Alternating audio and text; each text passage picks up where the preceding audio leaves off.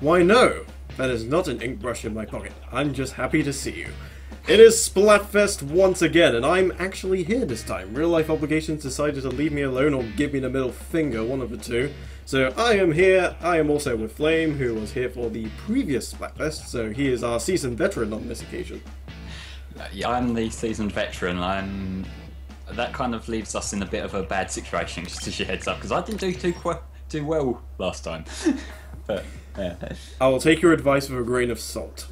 Yeah.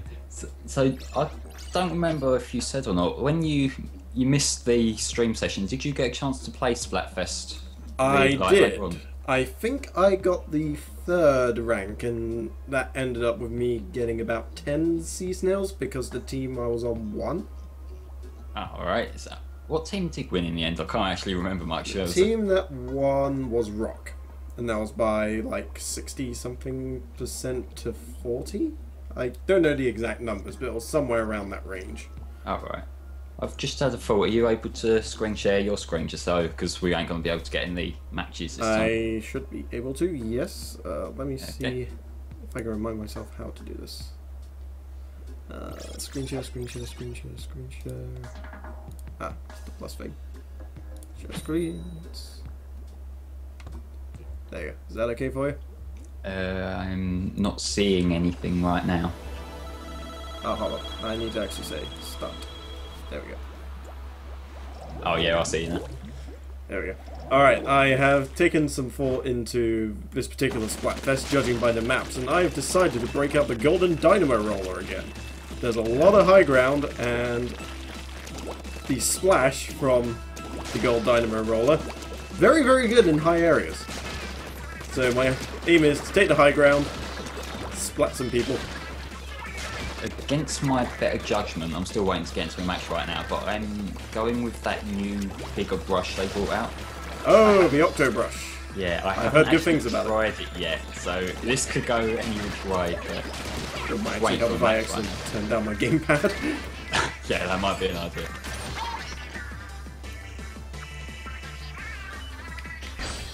Good stroke. Alright, I think I've got this area pretty well linked up, so let's move it. I'm still waiting to get into a game right Ah, now. damn. The Echo Locator got me. What team are you on? I am on Team Eat.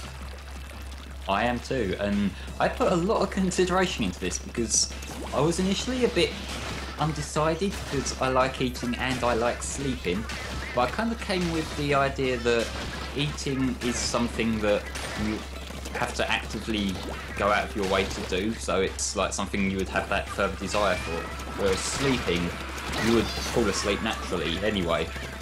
Again. Science. The way I finally figured it out was, which could I do without? And I can't do it without eating as much as I can with sleeping, because the way I say it, if sleep never had to be a thing, I would get between 6 and 10 hours extra free time. True. That's the way I saw it, and that was the breaking point at the end. I have a terrible sleep pattern, and I'm still getting by, so I kind of went with that sort of logic. Yeah, if you can't figure out which one you like, figure out which one you can be without the most. Just across this paintbrush, it uses up a lot of ink. And Yeah. I just got my look. It does use up a lot more ink, but the one thing I'm glad about is that it seems just as fast as the normal ink brush. That it does, and it leaves a wider spread, so if you've got people following you, it's a bit easier for them to keep on your tail. Exactly. Like your own team, obviously. But yeah, to that other guy in the chat, yeah, we've got our own teams again. I believe the US one that's going on at the moment are water slides and roller coasters. Yep. Not sure who's winning on that one. What's that say? There doesn't seem to be a clear favourite, but I don't know. So It's never really. It's not a story that's never really told until right at the very end. Yeah, Fortunately, it doesn't look as if we're gonna win the first one. I'm doing an absolute arse with this brush. I was never a paintbrush player to start with, and now this to me, given my kind of sloppy playstyle with it, it's basically just the paintbrush again, but it runs out of ink faster, so I'm probably going to change between matches. Fair enough, I probably will as well. I'll probably try out the Octo Brush when I get back into Turf Wars and such. I'm not sure if it's quite the right thing for Splatfest. No, I want something with killing power.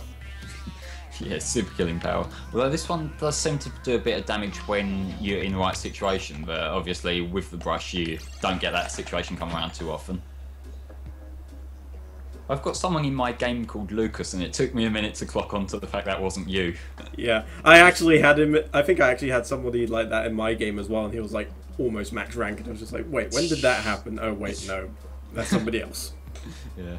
It is something that I think kind of kills the hype for Splatfest a little bit, that you kind of can't guarantee your place with your friends. I'm beginning to think that maybe when the matchmaking thing is done in August, maybe that will be one way we'll be allowed to do it, but I don't see that happening until that's complete.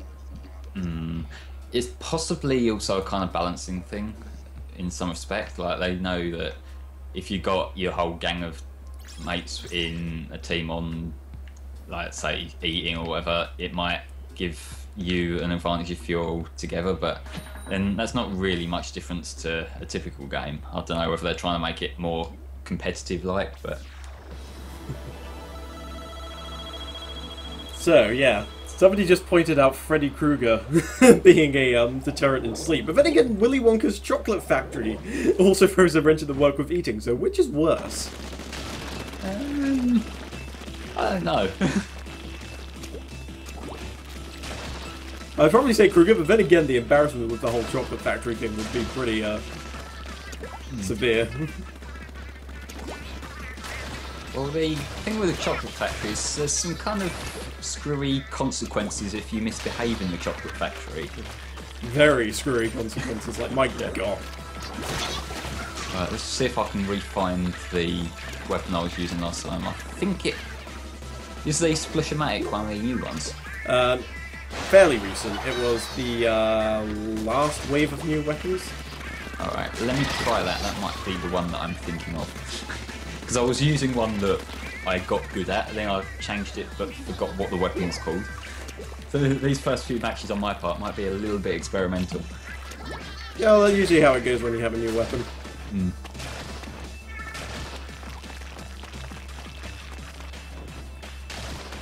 Noticed during these Splatfests, both this one and the last one, it seems to take a bit longer to get into a match. And I guess that's because they've got a split it, so you get 4 people from one side, 4 people from the other. But it feels weird when your team always gets full and there's no one from the other side yet. I'm not doing too well at the moment, honestly. I keep getting pincered in. Alright. As long as I maintain the high ground, I ought to be alright, but I'm not doing a very good job of that right now. I like that a little bit boxed in.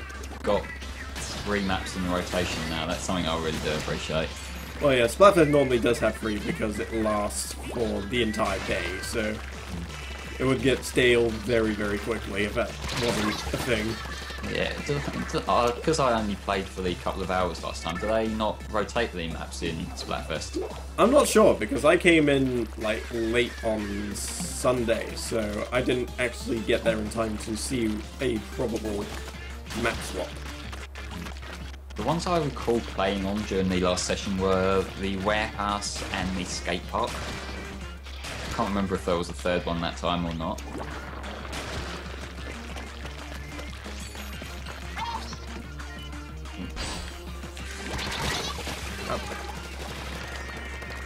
Probably not the best time to use an ink strike.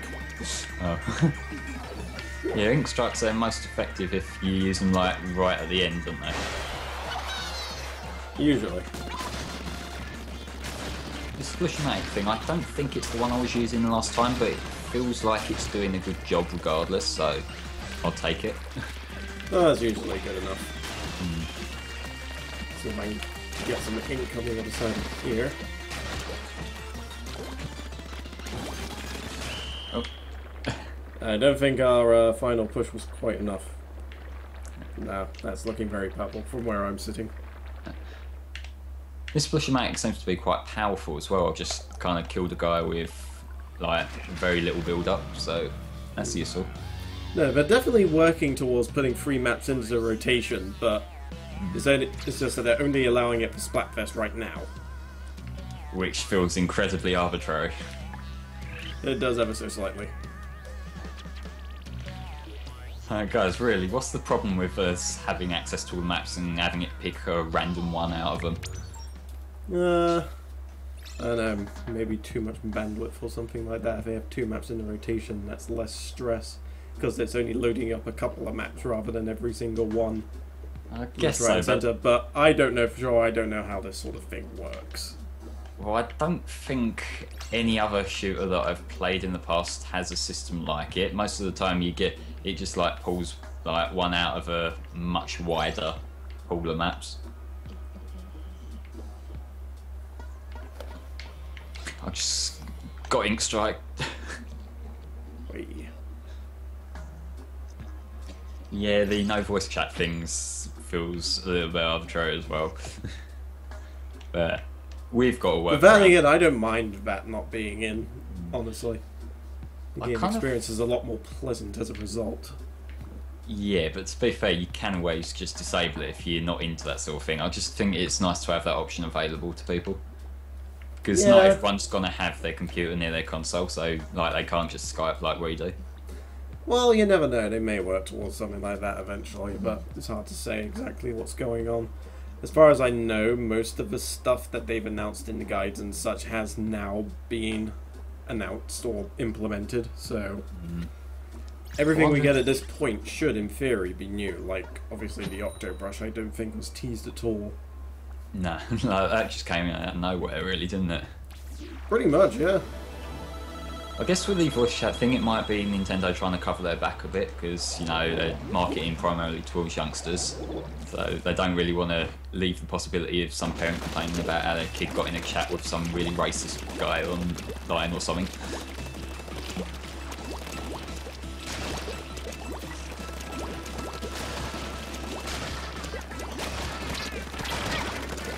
Yeah, there's a point Sway's bringing up that more often than not it's just a vote thing in shooters.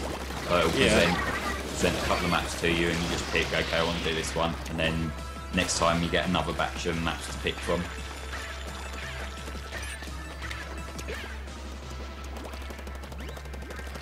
Alright, I'm going to let them take care of the inking. I'm going to take this high ground here. Yeah, I'm gonna hunt me some crocodiles, I mean, rabbits, squids. You get there eventually. Yeah. I've just got communication errors, so trying again. Yeah, that's the only problem with Splatfest. You do tend to get a few more of those than you normally would, it seems. Well, they're gonna have more people online during this particular time, aren't they? So I guess it's something we've got to work with. We have to deal with it somehow.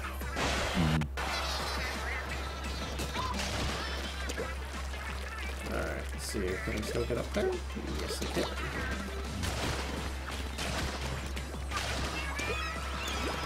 I'm in the team with Worsa 312, Doo-Doo, and I'm Me 3D. Like, it seems to have got me the most sporadic bunch of screen names to put me in with.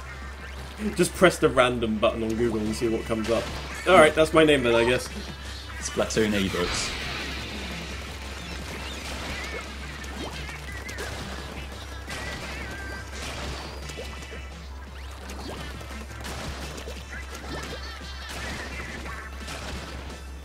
Alright, I'm keeping 2 Inklings at bay here. I'm reading the chat now. Do males who choose the girl Inkling not disturbing or something?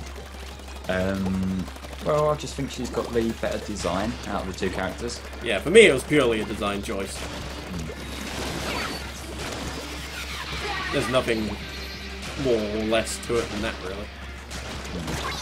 Now we're going to spend the next 5 minutes talking about how there's nothing more to it. Tell you what we should talk about. Considering we're both on Team Eat, we should be talking about things food related. We can. I'll just add some sausage and mash earlier. Alright, That's a good bit of grub. So, one of the first and probably one of the most important questions when it comes to eating. What is your typical order at the Chinese takeaway? Well, I don't eat Chinese, so that's kind of out of one. Well, this has just got off to a great start so far, hasn't it? I'm sorry. I'm more of a chip shop sort of person, or if I'm Alright. switching out, maybe a pizza. Ah, fair enough then. Alright then, well, I'll answer my own damn question then, since you've utterly failed me. Go on. My usual thing at the Chinese takeaway is Singapore chicken with chef-fried rice, which is usually just rice with slices of beef and chicken sort of thrown on top of it. Alright. Usually drizzled with a bit of sauce as well, so that usually goes quite well. You get a lot of food for, like, a little bit less than a tenner, I think, so Can't knock that. if you want to eat big, that's one way to do it. Although I do like me some grub, and that's why I've picked this team.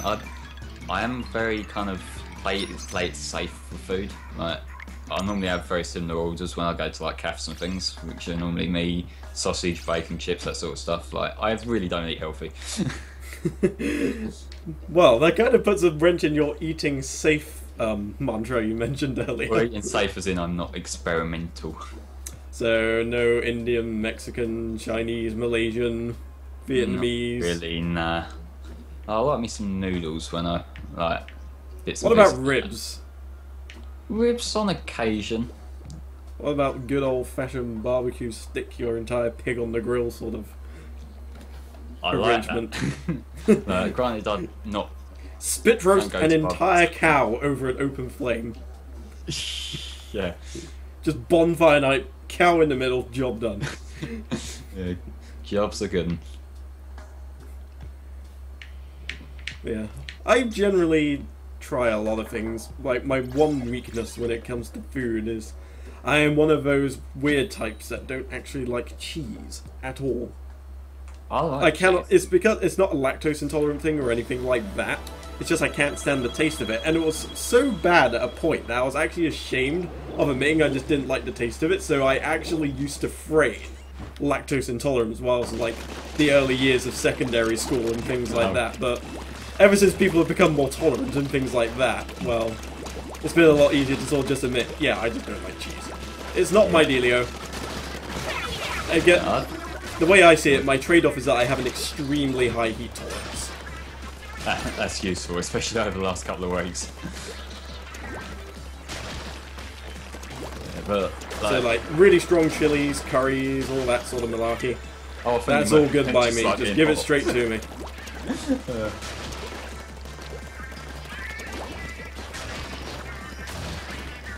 I managed to win a match so far, so Well, I got a win as well earlier, so that's not so bad.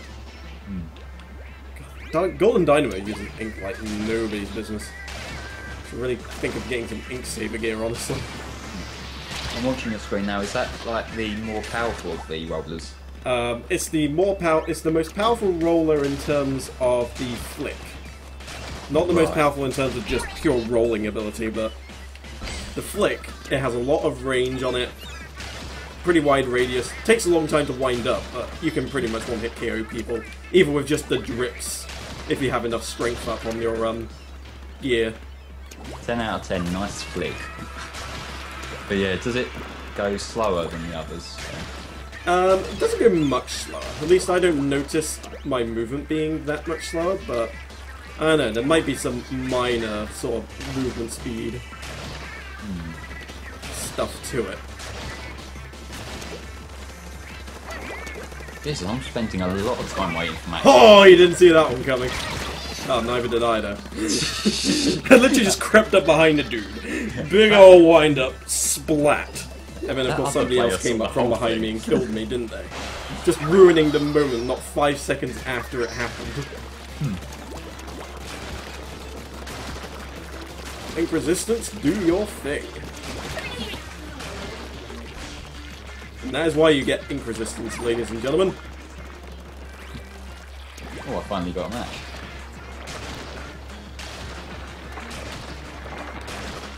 Trying to ink as much of their unreachable side of the base as I can. Yeah, guys, when I'm talking about like voice chat and that, I really like if you don't like voice chat, I can understand that if it's not your thing. But if it's a voice chat that you can turn off, I don't think it really hurts it being there.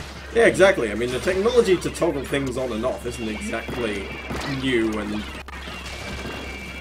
difficult to implement, let's face it. Yeah, it's like, that's been basic thing from many years now, like just having a variety of different online options. I think, to be honest, the best way to compare it, Nintendo is to internet functionality is what League is to Dota 2. Years behind the times. I completely understand what you're talking about. Well, the idea is that League of Legends doesn't even have a replay system implemented yet. Ah. And you know how behind in the times you've got to be. Like, you have to be borderline Amish to not have a replay system in your goddamn MOBA. I mean, even Warcraft 3 had that. My god, and how old's that game now? It must be like at least, what, 12 years old? Maybe more than that? Yeah, But yeah, there's a heads up. it's just the idea that Nintendo are way behind with this sort of thing. To the point where I think they should just like hire a bunch of guys just to develop this sort of thing from the ground up and just make some Nintendo exclusive or integrated stuff that they can just use in anything. Yeah. But I think they're moving in the right direction in some respects, but there's some things that they seem like really hell-bent on sticking to. And it's not just online things, there's also things like, you know, region locking, that kind of stuff.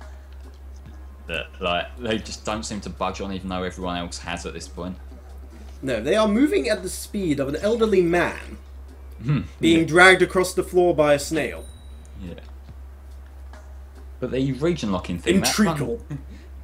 Like, especially with the 3DS, that kind of goes the extra mile for annoying me, because the Game Boy Advance and the DS weren't region locked. So it's like, it's not just a case of them being slow on that one, it's that they've made an active decision to go backward. Yeah, that's another thing that annoys me, when they just decide to go backwards for no damn reason at all. I kind of regret dissing the brush earlier, because someone's just completely annihilated me with one that I didn't even see them coming. Oh, that's it. They're tuning into the stream. They heard you. They heard you were talking shit about their new shiny toy. Yeah. They've got a shit-talking detector. Yeah, pretty much. Okay, that was a waste of an ink strike. I didn't even realise the dude was just about to deploy one. Oh, I got someone, though, so worth after all, I suppose. Yeah. It was useful. Not in the way I imagined, but it was useful. This weapon is freaking phenomenal in Kelp Dome. You get a huge wide open space to use.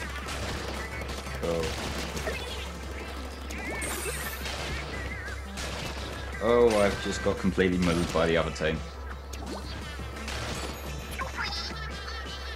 Just keep them occupied with ink strikes.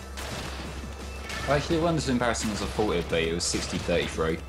That's not so bad. It's usually when it gets to 30 you have to be worried. Well, I think the one beforehand, like, well, the first match I played where I was using the Octo brush or whatever, that was a 70-14 or something. So, yeah. This is my house. My house, no one else is allowed in.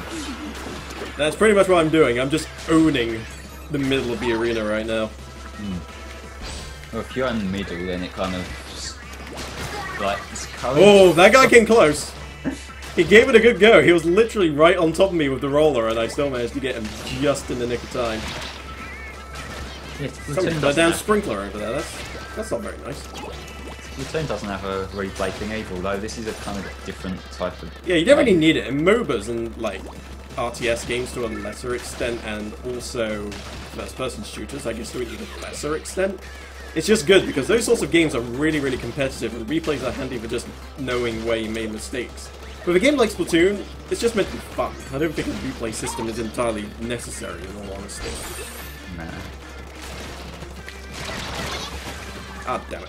I got finally locked off my perch after a solid 2 minutes 15 seconds of being there. I'm seeing you in the thousands now in your score. That's pretty damn good. Yeah, but it's not about the score when it comes to Splatfest. Actually, winning is what gets you your levels up in the Splatfest side of things. Yeah, that's nice to have your own little bonus from it, no, isn't it? Oh yeah, definitely. If it was like a bonus for just getting 1,000 points, it would be totally worth it. Oh, damn. Oh, wow.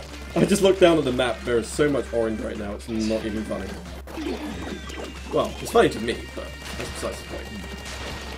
I'm wondering whether it's the connection thing that keeps making the game state world setting, or whether there's just more eating people. Well, I bumped into a Kraken at the last second, and somehow I didn't die. Not sure how that worked out, but I'm glad I didn't. Would have been very embarrassing to die literally as the game ended. Yeah, well, with the Krakens, like, it doesn't really do much unless they jump, does it? So maybe you just didn't move quick enough. Yeah, that's another thing I find with the Golden Dynamo Roller. It does encourage me to jump a lot more. Because if you jump a little bit, you can get that slight bit extra distance. I'm not using it as much, but it's something I'm trying to get into the habit to, just because there is that benefit. One thing I'm trying to develop a habit for in this game that I wasn't doing for a while is just not looking down too much, just looking forward. Because if you look down, you cover less environment when you're using the kind of weapons I tend to use, which are the projectile weapons. Yeah, I mean, it's a good habit to get into. And again, being at your feet does sort of stop people from getting directly underneath you. So looking down might be good if you have, like, 3 out of 4 of them with arrow sprays or rollers, for instance. Oh, yeah. I mean, if you're seeing a lot of people with arrow sprays and rollers, usually at that point I just break out a slightly longer ranged weapons with splash bombs. You can splash bomb your feet, and that gives you a lot of ink coverage and pretty much insta-gibs anybody who tries to get close to you. Yeah. I've got the giant horn weapon thing as my special on this setup, which is probably one that I tend to get the least use from, because you have to be very careful with your placement to get any use from it. Looks like Donnie's either experienced his first spawn camping or being spawn camped. Yeah. I get the feeling the way he's saying it probably means he was the campee as opposed to the... well, the camper as opposed to the campee. But being camped is always a rough feeling, because you just know not only are you going to lose, but you're also going to not be able to do anything because you're just that locked into your own base. But there are some maps like Salt Spray Rig, which is the map I'm on now, which kind of stop that from happening. Yeah. Well, let's be honest, camping is pretty intense. It's bad enough with this with sorry. puns. Please do not bring camping puns into this, for the love of Christ. Oh, God.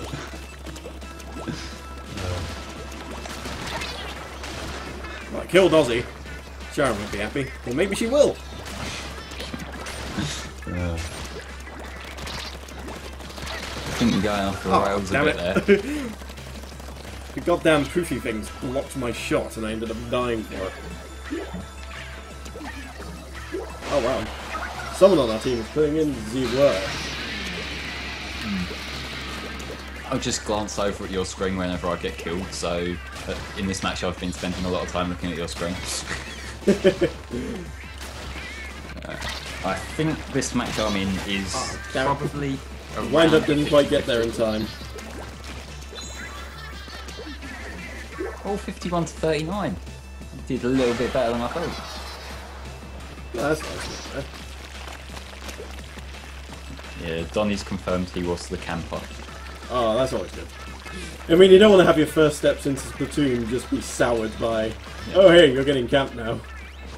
Just reminded me of that one dickhead in Griffball who will just stand behind the thing, smacking down with a grab hammer over and over. Alright, that's not even helping the game, that's just boosting your own KD.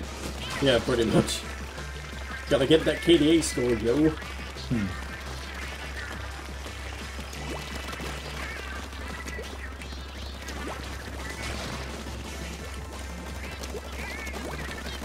Can I get him? Aww. How did I not kill him? He was like right in front of me. And then he shielded just to add more insult to injury. Not doing nearly as good in this game as I was in the previous game. But I mean, as long as I'm holding them back somewhat and getting a couple of kills here and there. Well, judging by the impression I'm getting from your squid icons at the top, it looks like your team overall is doing alright. Oh yeah, we're definitely doing fine overall. It's just I gotta be careful because they could still make a comeback. Ink strike. Oh my god, there's ink strikes and killer whales everywhere. Oh, I've got someone with a normal name. His name's Pedro. What I want in the game is if we have a killer whale, we need some kind of manatee-based special weapon. Or just a manatee in Splatoon in general. I don't care how it's implemented, just give me a goddamn manatee. I don't know exactly what to ink. Oh, I know what to do. Up here. You just colour whatever's not already coloured. Pretty much the idea. I mean, there's not actually much to colour except that one bit you can't reach. We've literally saturated the entire map in Sunny D. Just looking at the kind of outline of the 68 to 19. That's nearly 50%. And I didn't even score half of what I did in the last game. Some people are already teabagging. Super Squid Girl, so that would be the third rank, which was where I got to before. I'm a full-on eating girl right now. Ah, yes. Speaking of Amiibos, I did actually purchase a couple of new Amiibos.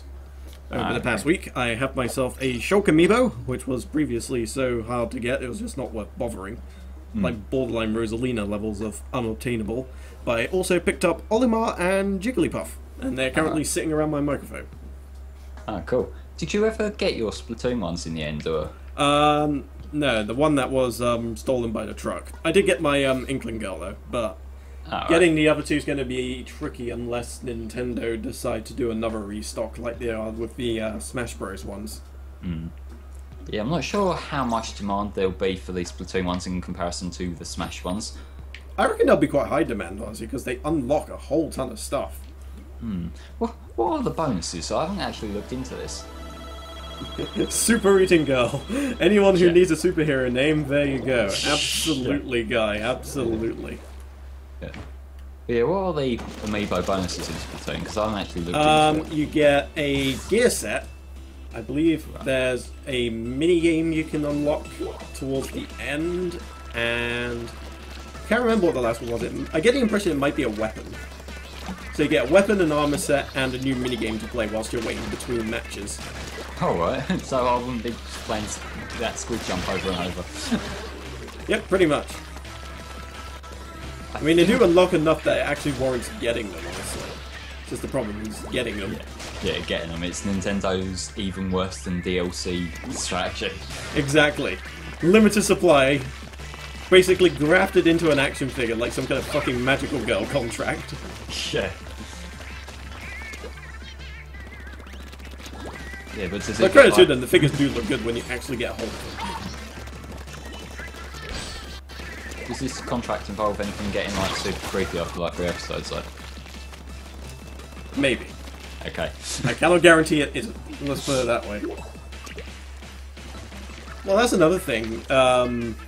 Sweden mentioned it. Amiibo cards. That could be just a cheap way of unlocking content, honestly. If you don't want to figure. That point. Oh, nice! I got a double kill. To be honest, my reason why I'm not quite as annoyed at the Amiibos as I would be is because, like, even if you take everything out of consideration, at the end of the day, you've still got like a cool figure. Whereas yeah, exactly. I mean, that's why why I'm getting the Pokemon ones, because I mean, it's a cool Pokemon figure. Yeah. Oh, I got my 2 cool Bowser figures, but yeah. Did you get both versions of Bowser? Yeah. I take it you're going to get the Skylander Bowser as well, then. I can't imagine you wouldn't. If I get the chance to, yeah. I mean, I can't imagine you're big into Skylander, but considering you go out your way to get 2 Bowsers, I don't imagine you'd miss out on something like Magma Bowser of all things. No. I think we've established the term is Bowser.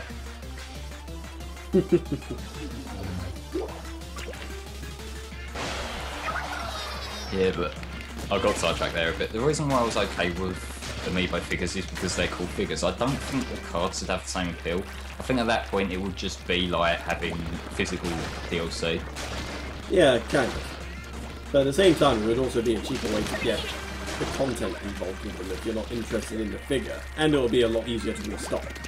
Yeah, but at that just release them in like booster packs, just like put them in bundles, so you can release the Smash Waves in like a single booster pack, and, like maybe charge, I don't know, maybe a bit less than $5. Well, if like at that point though, if you're gonna be like selling the content but not with the figure, you might as well just make it DLC, right? Yeah. But yeah, I mean, Jason raises a good point as well. The actual DLC and such isn't in the Amiibos, it's stored within the game data. Yeah, it's on your disc. Updates inside your Wii U. Yeah, they're pulling a Capcom with that one. Yeah, pretty much.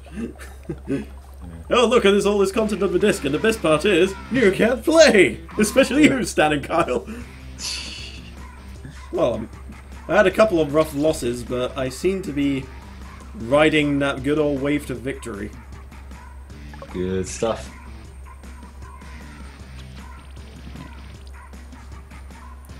So it's 50 to the next rank, and if I get past that, I'll have achieved a higher rank than I did the last Splatfest. Just having the time to do the Splatfest this time around, though. You know, I'm not just rushing as many matches as I can in the last 2 hours, sort of thing. Yeah. I actually have time to just sort of pace myself, take my time, and get to that maximum rank. Yeah. Well, I'm kind of having to pace my time with how long it's taking me to get into games tonight. Forced pacing. Yeah.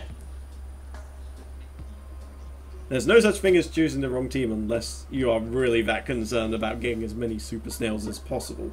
You choose what you honestly feel you want to back.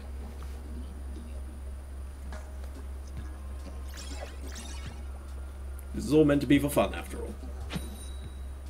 Well, fun and kind of also a popularity contest. Which do you like more?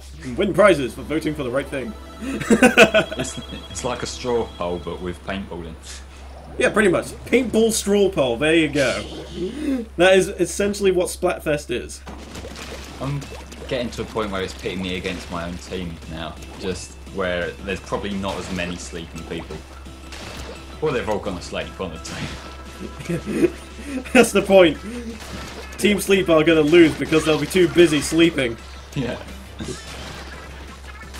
Team Eat are going to pull off an all-nighter and just completely wipe the floor with their candy asses.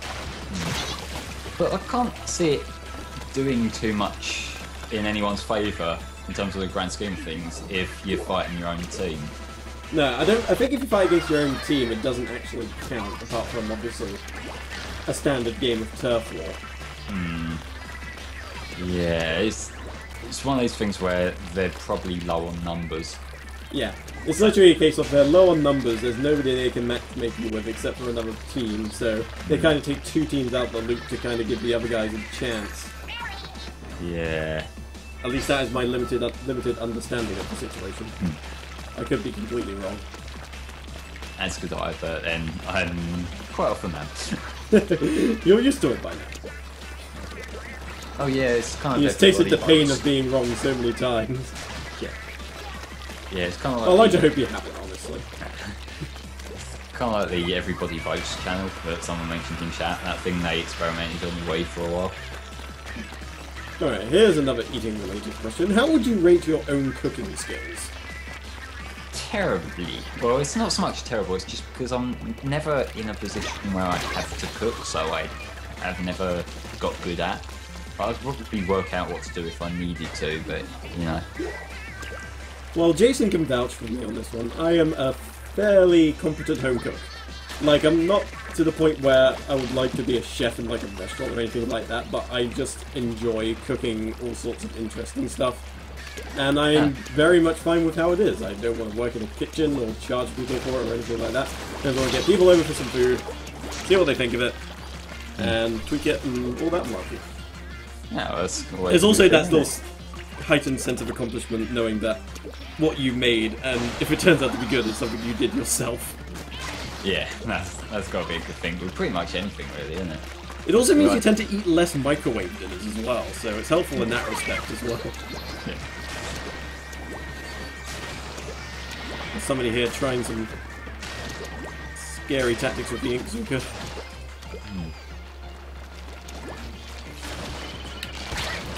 I'm seeing a lot of the other colour on this map, and I'd rather it not be like that.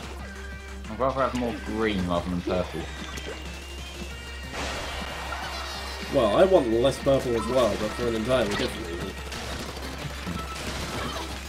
Well, I got a last minute kill, but is it enough? We do have a fair portion of the map, although they got the majority of that bit at the top. Ooh! 0.2% difference, and we still won. It's not one of them ones, is it? That was close. Too close. Too close.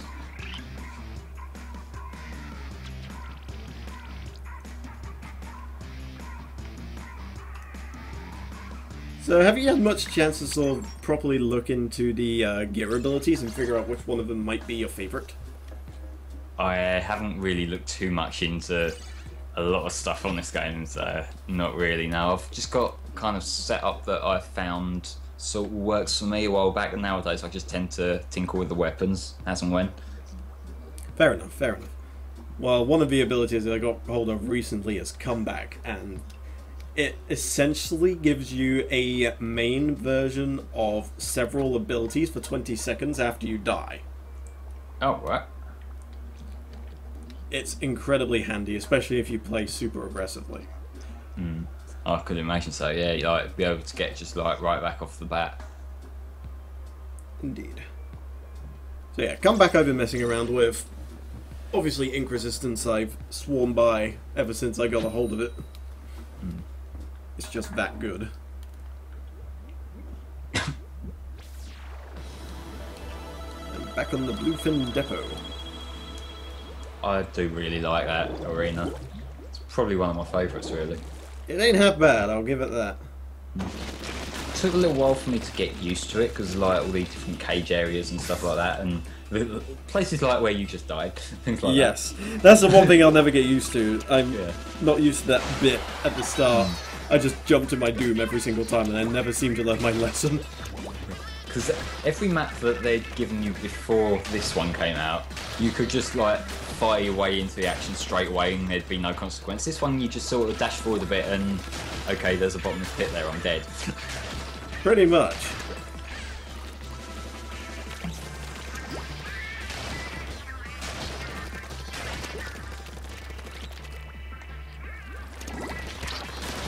Now I'm back in the nice dome. try, Vark. What do you think of the dome level?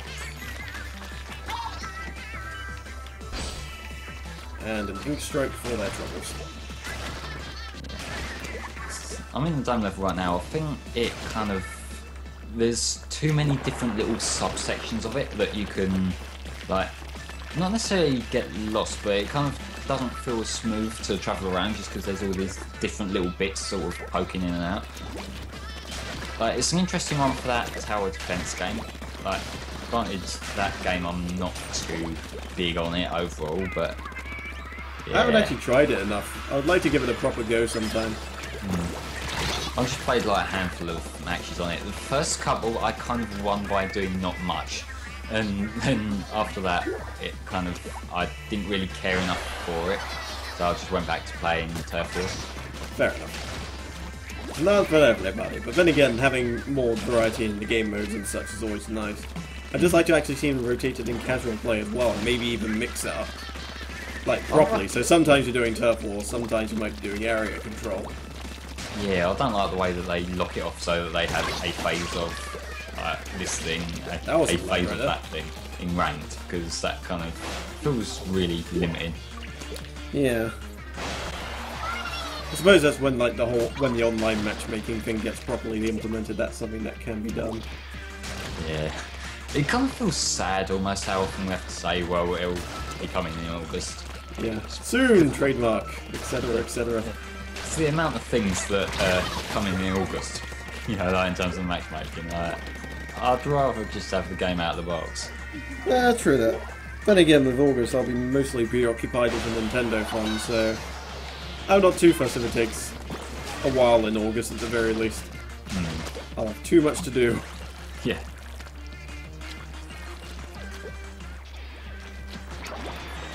But yeah, needless to say, when Nintendo Fun is going on, there will be a hold on Splaturday hijinks.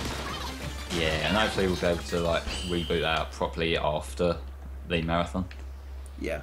So by the looks of, we'll probably have time for, well, it's the 18th now, so there'll probably be 2 Splatoon streams before Nintendo Fun. And then after that, there'll be a bit of a break for it whilst the Nintendo Fun's going on, and then we'll jump back into it after the Nintendo Fun concludes. Maybe I'll throw a bonus 1 or 2 in there just to sort of make up for lost time. Yeah, we'll play that one by ear for now. I think we go with what happens after the marathon, because the marathon's going to have a lot going on in it. It's going to be huge. That it is. I am currently on fire. Thankfully, not literally, but Yeah, I was gonna say that. that'll be worth a few. That'll be a few. It'll be worth a few bob. Let's just put it that way. Yeah.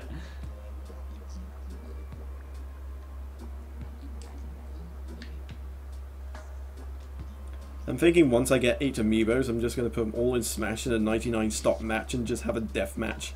Yeah. Just start them off at level 1, see who claws their way up to the top. 3 weeks later. You done yet, guys?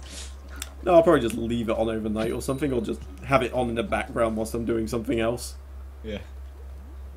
Like play Theme Hospital, for instance. Yeah, you mentioned the other day that you got them back up and running, haven't you? Yep, and it is a very fun game. I'm enjoying it immensely. Then again, I've always enjoyed Theme Hospital. I've never played the Hospital ones. I remember I played quite a bit of Roller Coaster Tycoon years back. Like, that was my kind of management sort of series. Oh, Theme Hospital's great. It's just silly. Well, More than anything else. I that sort of setup. But it's good fun. I mean, there's a lot of micromanagement that you can do. There's a lot of sort of weird little intricacies. And me and Jason were playing it, and we actually managed to get the multiplayer working on it as well. Sweet. Although it crashed after a while. It seemed interesting because you have like 2 or 4 players all in the same sort of plot of land, all competing to build hospitals and taking each other's patients, dropping litter bombs on each other. I think the most recent one in kind of management games that I played was, do you remember that Game Dev Tycoon game that came out a little while ago? Oh yeah, I played that. That was a bit of fun, I think. Yeah, it was pretty damn fun. Although I did tend to find the game just got ridiculously easy once you made your first MMORPG. Oh yeah. Because once that happens, you're just on easy street as far as money's concerned. Yeah. I think it's one of them kind of things that it is what you make of it, really, isn't it? Like, some people would just see it and think, okay, I'm done now. Whereas if you've got like the interest in the business side of the gaming industry, you can have a lot of fun, just kind of a tongue-in-cheek sort of style, can't you? Yeah, pretty much.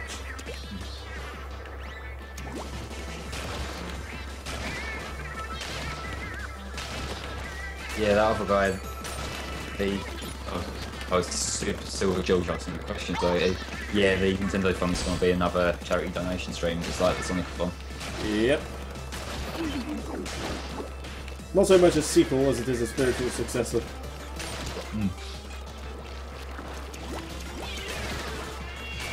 I don't think we entirely need a Sonic-a-thon 2. I think it's kind of been done.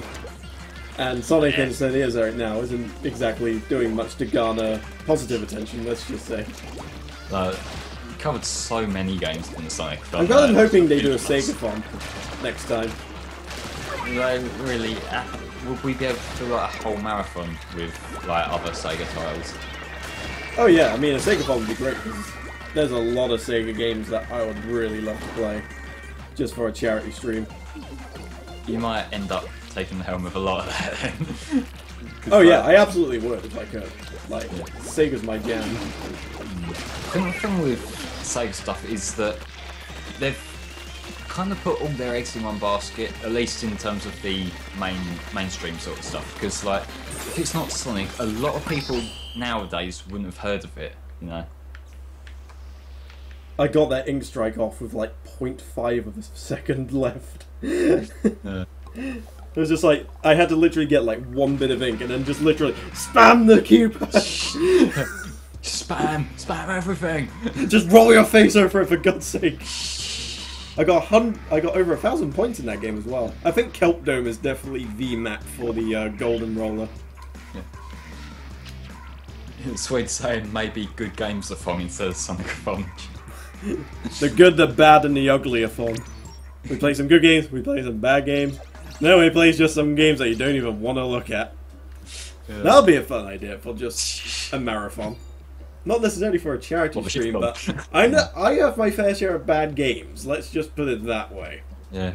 I mean, I would be if it was all for a good cause, I would be perfectly willing to live through the trauma of such classics as Rise of the Robots and Indiana Jones and the Last Crusade all over again. Yeah. For Rise of the Robots, that's the Mega Drive Fighter, isn't it? Well, it came out on Mega Drive, Amiga, just about every console that existed at the time, and it was a pile of shit. Just think of the worst... Think of Shaq Fu. Oh, right, yeah. But put a whole bunch of makeup on it, and then break both its kneecaps with a sledgehammer. That is essentially what Rise of the Robots is. It's a good-looking game for its time, but it sacrifices just about everything else to do it. Well, there were some versions of the game where you can literally beat it just by constantly jump kicking.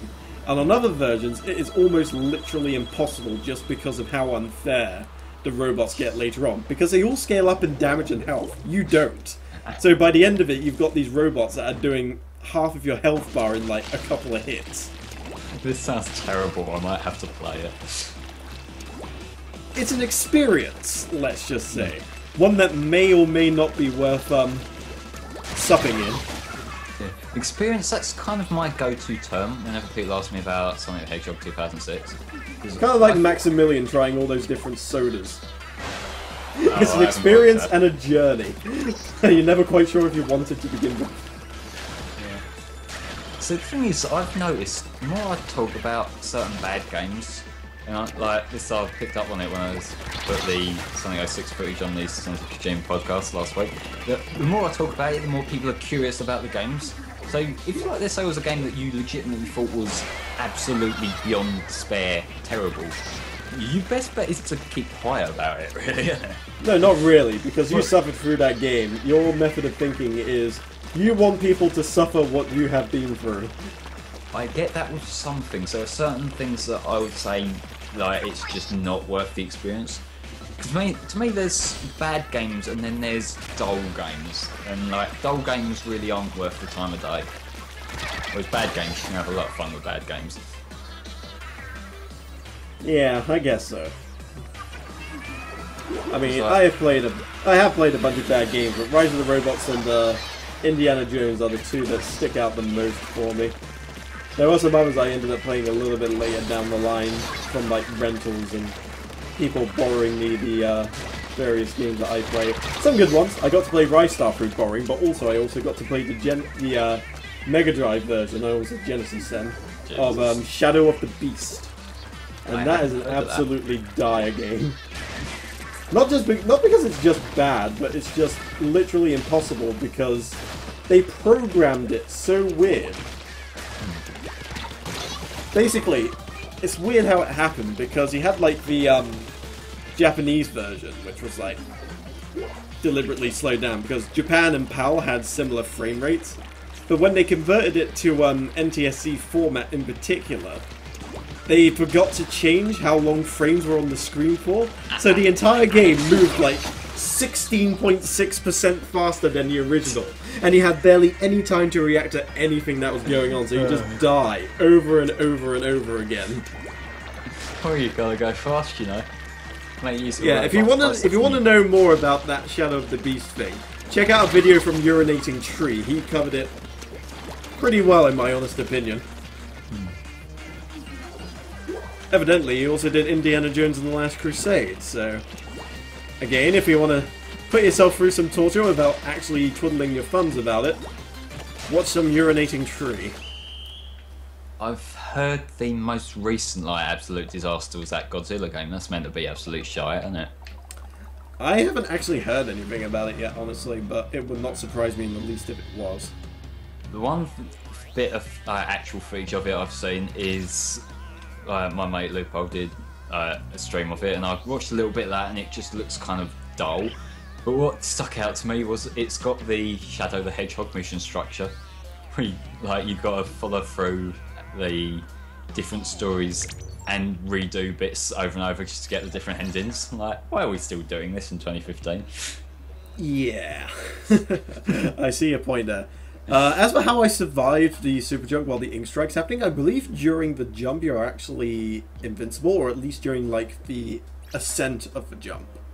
Either that, or I was still technically in the zone where I don't take any damage. Yeah, like you might have just got outside of the ink strike's hitbox as you were flying. I'm not sure exactly how it works, but Yeah, you're also in strike proof during time up animation, so that's another time where you're actually invincible. They're your moments of safety. Short-lived safety, but safety nonetheless, I suppose. Yeah, you take what you can get in some situations. Yep, that's how you gotta roll sometimes. Mm-hmm. So have you been keeping up with Evo then, by any chance? I haven't. I really don't tend to watch much competitive stuff. Ah, fair enough. I've mostly been watching Smash at the moment, but I imagine once the Marvel semis and finals and such start kicking in, I'll be paying more close attention to those, respectively. Yeah, the Marvel vs. Capcom, that's got a pretty loyal following, hasn't it? It has a very loyal following. I mean, it hasn't been receiving much in the way of updates. Oh, that is unfortunate for the other team. Oh, what happened? Team Sleep are going in with a 3-man team against our 4. Oh, and we're a full team of level 20s, I believe, as well, or at least like 3 20s and a 15. Right, we better make this quick and painless. It always sucks when that happens. Or they'll kick your ass with 3 people, one of the two. Well, I've heard these dream stories and all that sort of things of situations where literally a team of 2 took out a team of 4. Well, it's probably happened a few times. Yeah, it's mostly these stories I hear like on Reddit and such. Yeah. Well, some people do just get good at these games, so it's not out of the depth of possibilities. Well, apparently, get good is a relatively simple concept to grasp. I just don't know why it hasn't quite occurred to me yet. Yeah. I've just finished another game that was team eating versus team eating. That is unfortunate. Yeah, I've had probably about half the matches I've been in have been against my own team. It looks like they're trying to sort of pinch them into their spawn, so maybe I'll join them.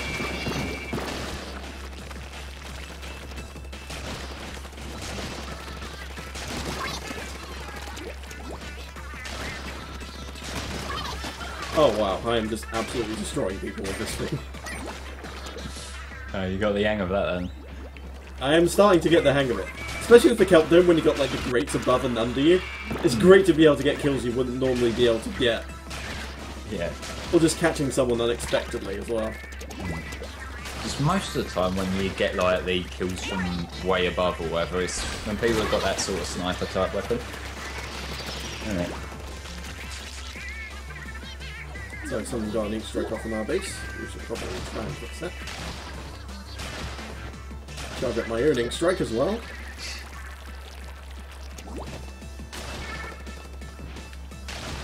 There's not much to ink. It's mostly right next to their base where they've been able to... Hey, there we go. That's what I was talking about. The grates make such a great vantage point just to sort of dump a ton of ink on somebody with the rush flick. Well, I've actually managed to get a sleeping team, and I've noticed one of the titles is Charismatic Sleeping. Yeah, I think they're the same as the Rock and Pop ones. Yeah, but I'm just thinking, are they really like charismatic? A charismatic sleeper. Yeah. Like, what does he do? Does he start hitting on people in his dreams or something? Yeah.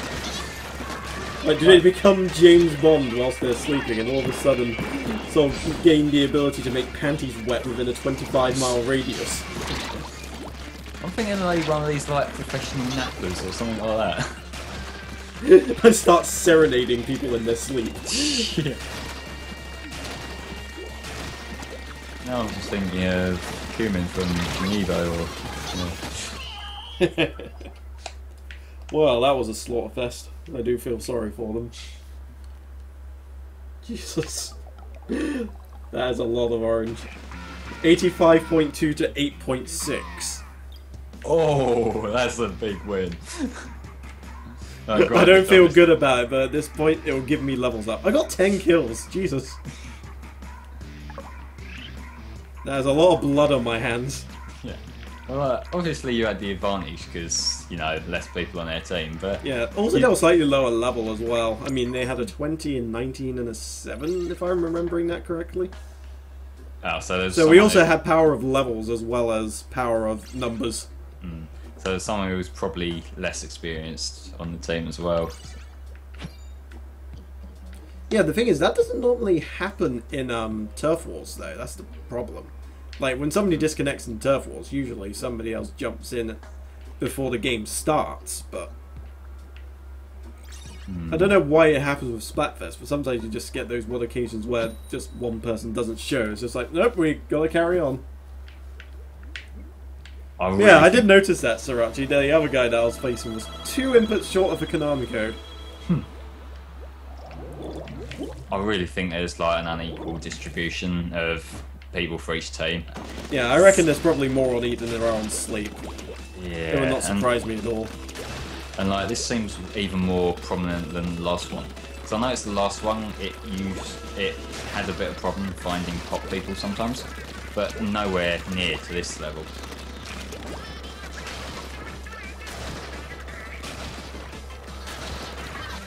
Ah, got him. The middle is ours. Well, it's as good as ours, as long as I can keep things up here and not get back attacked like I'm almost about to. Oh, I defended that nicely. And ink strike. Get all my ink bank, and we start the whole process all over again. This is how you do. This is how you do it in capture point. You just stay on this middle area. You just flick the dynamo anywhere that you possibly can. Get a bunch of kills, ink up the area and charge up the ink strike. Sometimes you will get killed, but usually your teammates aren't too far behind you. Then you can just jump back to them. Yeah, I've been playing on the depot in the last match, and I had an ink strike when I was in like on the very edge of the platform. So I had that last minute decision of do I jump into the ink strike or do I jump into the water? And I kind of got caught mid-air. Caught you mid-decision. Yeah. It's like, let me choose how to die, don't let it just happen. Or you could put your shield up and let the ink strike repel you off the edge. Then that way you get the best of both. I guess so, yeah. I didn't have the shield. So there's one way to do it. Could use that.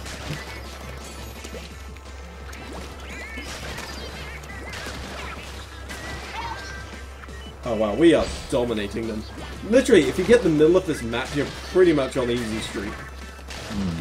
I'm surprised no one's who's like on your other team has clocked onto that though, because well, they are. I'm basically in the middle by myself, and everybody else is kind of just taking on the side. Oh, it's one of the points where they're at they don't have communication, so they can't really work around you. I like to think sometimes you just get that odd team where just everybody's on the same page. There's a mutual understanding of what's going on and what needs to be done. And then there's also those matches where you get a team where someone's just walking over the same place over and over and over and not actually contributing. Yep. That's the headless chicken loadout I like to call. Yeah. It's like the monkeys with a typewriter theory, but on Splatoon. Like, pretty much. Just they'll win a game eventually. Somebody got in behind me. I couldn't get the wind up in time. Actually, they may just win this if they're not careful. We're still quite far ahead though, so probably not in too imminent danger, but I kind of need to get a good, decent place in the center of the map to be sure. Super Silver George, I don't really know what's a best one to recommend, but I've been using the Splushomatic because it covers quite a lot of the ground in front of you. So you kind of got that, you get into a kind of routine of shoot ahead, dash forward, and that way you don't run out of ink when you're doing it. You just sort of cover a lot of ground with, like, as long as you don't bump into anyone, you won't have any problems with ink whatsoever. Yeah, definitely. One of the ones, actually, what I would recommend is you go for one of those kind of mid-range gun weapons if you're not sure. Usually the mid-range weapons are good all-rounders that are generally effective on any map. So, since there's 3 maps in the rotation, obviously there's a lot more variety involved. So you may get some maps with a lot of high ground, you may get some maps with a lot of low ground, there may be some huge maps, there may be some very compact maps. And sometimes just going for a good mid-range weapon is a good way to sort of bypass the difficulty of finding out which weapon is the best for each individual map in the Splatfest rotation. Yeah. That's the point, actually. Now we've got 3 in the rotation, there's probably going to be less specifically targeted type of, I guess, like rollouts. So it will be a case of just like try to get good with a particular weapon rather than try to get good with a weapon on a certain map. There is some merit to that though, because if you can figure out which weapons are generally most effective where, then you're going to be at a decent advantage, and also you'll generally get more points because obviously you're using the right tool for the job. Yeah. So if you want to maximize your gold gain, that is the way to do it, but it takes a lot of playing, a lot of understanding, a lot of research, and sometimes it's just not worth it when you just want to play the game to have fun, really. Yeah. Splatoon is pretty good in the fact that if, like, there's not really this huge position where you're going to jump into a game and get completely annihilated and it not be your fault. So you can kind of just jump in, and I like that about multiplayer games. Yeah, absolutely. I can agree with that. Granted, it will be better when you get more options available in matchmaking, so I would like to think they'd have some sort of skill tiering. Yeah, definitely. But until that time, we're kind of stuck with what we got for the time being. Because that is the one problem that you get with these kind of throw-in matches. Like, although it's not as big a deal with Splatoon because of the nature of the gameplay, it is disheartening in certain games when you get thrown in when you've barely played the game and you get people who are like really good at it, high levels and shit. Yeah, definitely. Luckily I didn't get that problem because I got the game from release, but I can't imagine how it's for like people that have just picked up the game, for instance. Yeah, and especially like the way it was rolled out, people learn the different weapons a few at a time. Whereas now, like, if you buy the game, you're going to be encountering all different kinds of weapons that people are using. I just got elite something extreme. But luckily he's standing there not doing very much right now, so this is kind of our opportunity to get ourselves on the map. Yeah, we don't have the means to invite people in for these matches just as how our Splatfest is set up. Yeah, it's a bit unfortunate really, but that might come up later on down the line. But for now, unfortunately, you just have to get lucky. And speaking of unfortunate, I just lost 74 to 17. Oh wow, that is rough. I don't even think that adds up properly. I am a super... I don't know, do we have any math magicians here that might be able to verify that? It's possible, but... Yeah.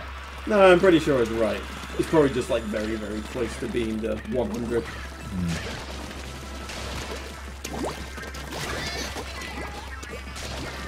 Alright, I think we've got them camped in their base now.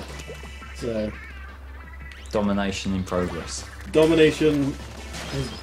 They have been downloaded. Oh no, there's a communication error! Come on, we were winning! Nintendo wins in the end. Yes. There is only one victor, and that victor is always Nintendo's ignorance to good internet doodads. They tried. We were doing so well in that game too. I guess maybe most of their team got disconnected at that moment as well. So maybe they'd all got kicked out and then there was only a matter of time before the rest of us did. Though I still kind of wish that you do Ordinary Turf War as well while Splatfest was on.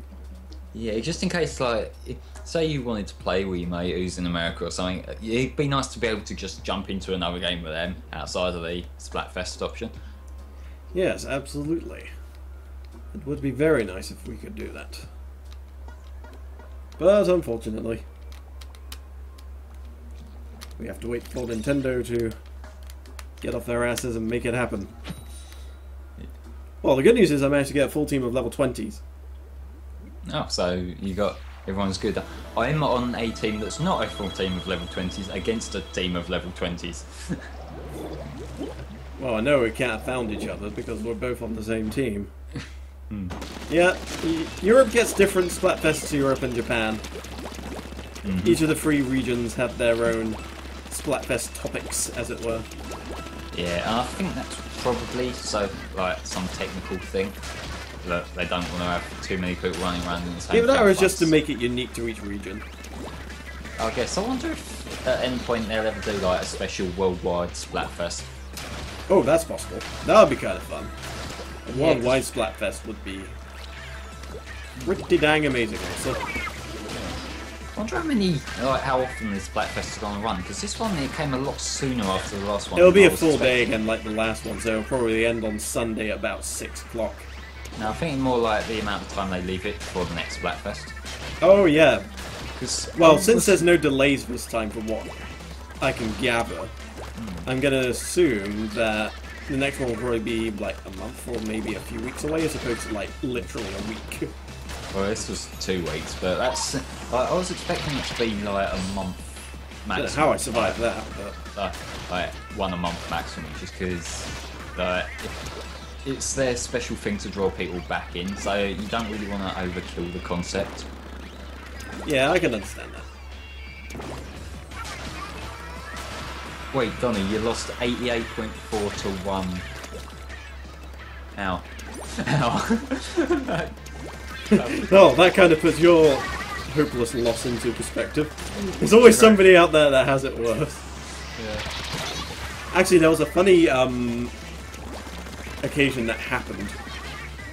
That both people that were in a game, because this was a guy who normally streams and had like a full team of people from the stream. Yeah. They decided to see what would happen if nobody moved, if they could possibly get a draw. And the team still managed to win. Do you know why? Was it the footprints? Yep, it was the footprints. Footprints leaving. I'm going on a goddamn killing spree. Oh, get the fuck back here.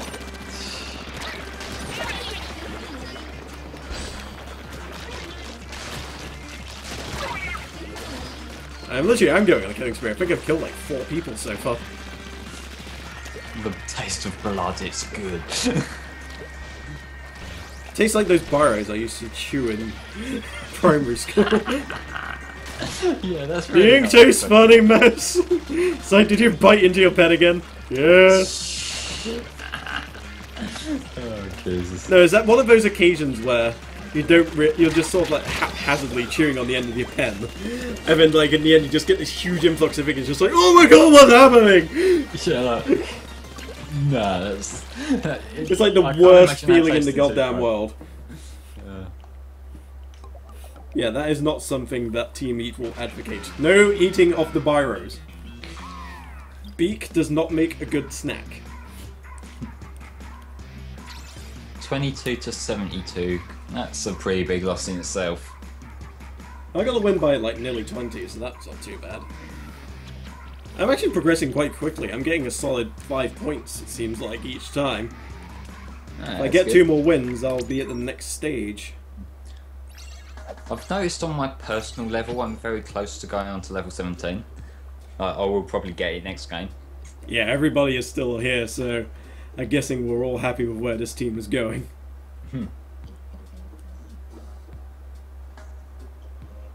Yeah, just imagine a human coming into all of these things. He's just armed with just like a massive fountain pen. Wait, that could be a good weapon, actually. Just big ass fountain pen. And the shot is like where you pull back on the thing to jettison the ink. That would be awesome. Just bring pens and fountain pens and God knows what else into the mix. The Parker Special, you can call it. Yeah. Put a sponsorship deal on that as well. Make a ton of money and make more stuff for this game. Yeah, like that would be kind of like when Mario Kart 8 got the Mercedes DLC, wasn't it? Oh god damn it, I did it again. It's never going to stop. It's going to be a trope at this point. Yep, it's this map. I'm going to fall off the edge, guaranteed.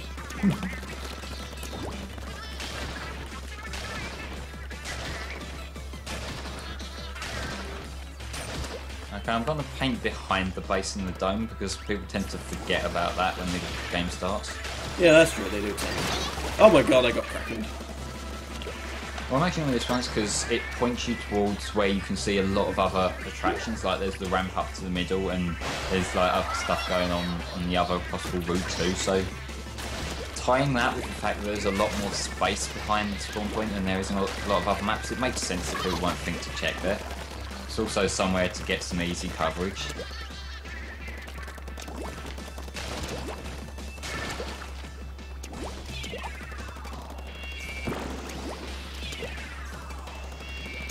I think we've camped them in. Somewhat. They've still got ways out, it's just that we've kind of got them covered. And just to make sure, I'm going to make sure that their immediate points of exit are inked up. Just to delay them that little bit further. Just trap them in. Well, it means they kind of have to work just to get out their own base, rather than just sort of getting there for free. Yeah. Right, now, sorry guys, leaving your house is a premium bonus. Day 1 DLC, the ability to leave your own house. That's what The Sims 5 is going to be. It's just like, want to leave your house? That's going to cost you an expansion pack of $39.99. Have you ever played DLC Quest? Yes, I have played DLC Quest. That's what I'm thinking of right now. Yeah, pretty much. No sprinkler for you. Okay, I'm pretty much keeping everybody pinned down from what I can see.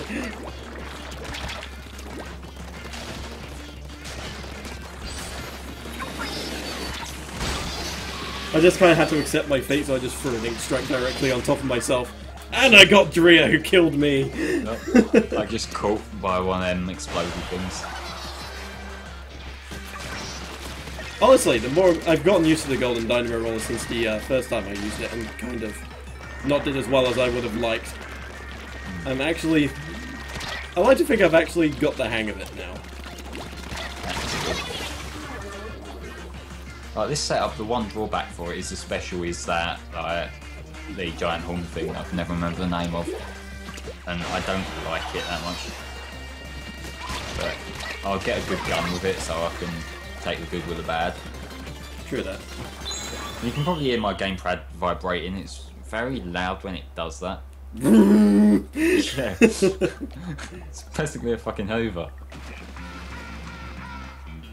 Nearly 30% difference on that one. I am very happy with that win. I got to strut myself, got a lot of kills. 7 in total. I died a bit though, but I got the kills, and I won, so at the end of the day, that's all that matters. Pretty much, as long as you can win and get at least 400 points at the end of a game, you're pretty much guaranteed 5 points, so you don't need to worry about inking turf as much as you would do normally. I've just kind of got annihilated. Not an embarrassing one, but just looking at the grid at the bottom, it's like there's the one little patch around our base is orange, our colour, and everything else basically is purple. Grape flavour coming to you soon. That's always bad when that happens, you just feel trapped. Just like, oh, look at all the space we have. Oh. It's just like you go for all this trouble to get the middle. Yay, we got the middle. Oh, shit. When did that happen?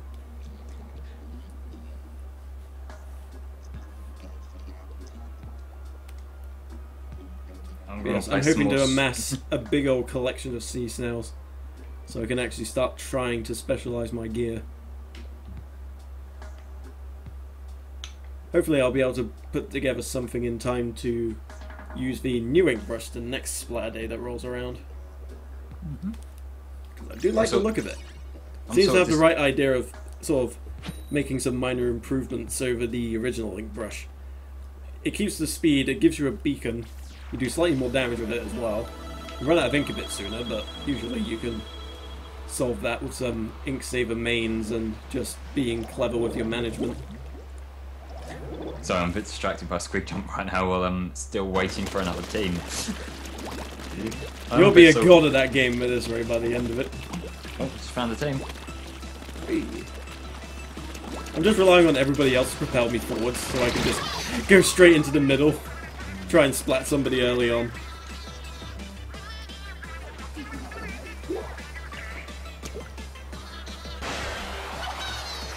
Not sure how good Nintendo's filtering is because one of the guys' names on the other team is quite close to an offensive slur, so they might want to look into that. Yeah, they probably will. There's probably some kind of report feature that you can use.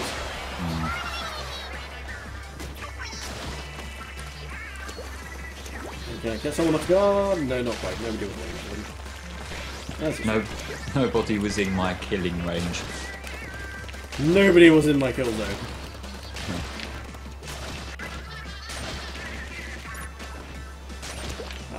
Low on ink.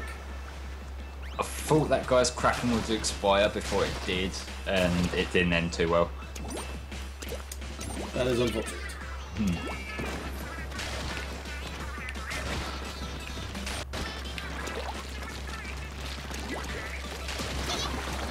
Oh, the back attack. Oh no, somebody's trying to back attack. Oh, the double kill though. Double kill. I can't do the voice properly, and I wish I could. Double kill. Alright, I'm not that good at it either, but I like to give it a good shot. It's just too fun not to want to be a part of. I wonder if I can get close to the Slayer. That was a bit closer, I think. Oh no, that was a bit tame, honestly. It's just kind of like saying it sort of like in that cool movie trailer voice. Slayer. Yeah. In a world where guns exist with aliens, Master Chief stars in Halo, a Michael Bay film starring Jessica Alba. Donnie, you're getting a lot of these kind of very widely different games. He's got 83 to 8.9. Yeah, Splatfest does tend to have those moments where you get just absolute dominance more so than Turf Wars. Not sure what it is. I guess the people that will normally be playing ranked are involved, the people that are quite happy playing just like standard stuff. So I guess that might have something to do with it. Maybe, but I can't honestly say for sure. I'm not sure how many people would specifically dedicate themselves to ranked at this point, because the ranked is very limited and out of your hands a bit. So I think you do get a lot of points if you're good at it and you win. Like, even if you're like in the higher ranks of C, you can still get, if you win, like nearly 2,500 points. And that's 2 games worth of Turf Wars. And if you're really good, you can normally complete it in less than a minute. Oh yeah. So, if you're good, and you have a team that's on point, you can get a lot of money. I'm using obscene amounts of money. I'm using your strategy of stand in the middle, and it didn't quite work out for me how it was for you. Well, I'm using the dynamo roll, which is basically built for that exact purpose. It's like someone was designing the weapon and they just stood in that point and thought, what could work here? I'm a charismatic eating girl. Somehow I can stuff my face and act like a pig, and I'm still goddamn charming as anything. Charismatic eating person. That sounds like a title to be proud of, doesn't it? Like, that'll be somebody like devouring a whole chicken to like George Michael. Yeah. Just imagine just some guy just like taking apart a whole chicken with his bare hands while he got. Yeah. Maybe put some lens flares in there, some slow motion eating up the drumstick. Yeah, but the question you're asked there is, do you enjoy what you do? Because if not, just stop. Oh, I enjoy what I do. I can't get enough of this. Yeah. If I could do this full time, I would do this full time. Just stream. It would be a dream job for me. But would you eat full time? Would I eat full time? Well, let's see. It depends, because I suppose eating for a living would kind of go under the same sort of thing as like man versus food and diners, drive-ins and dives. Which may not be too bad, because one, you get to travel all around the country and even to a lesser extent around the world. You get to eat for free, and you get to try a whole bunch of really cool stuff in the process. So yeah, I suppose I could probably eat for a living as well. Sounds like an interesting job, doesn't it? Yeah, you need to really make sure you exercise there. I mean, Yeah. Adam Richmond, after he finished doing all like the eating challenges for Man vs. Food himself, he was in a bad way, but like in a couple of years, he got himself really, really fit. So, you know, he had that low and then that high, I guess.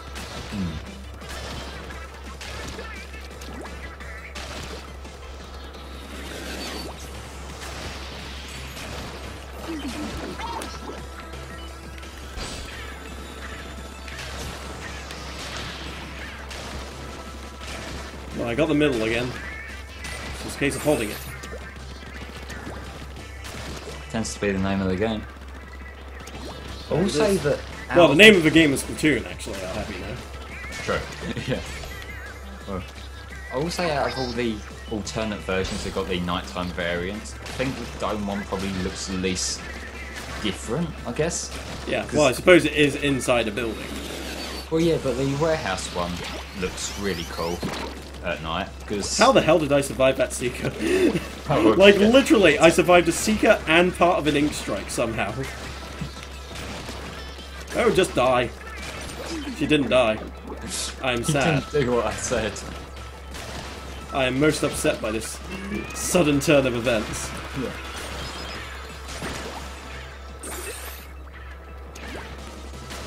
Doesn't feel right when the enemies don't do exactly what I ask of them. It's like, how dare you try and be different?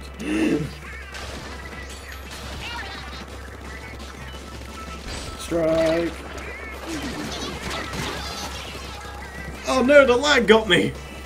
I killed a guy, but then like a second later I ended up dying just because, I guess. Lag wins again. Lag wins, they realise friendship is more important.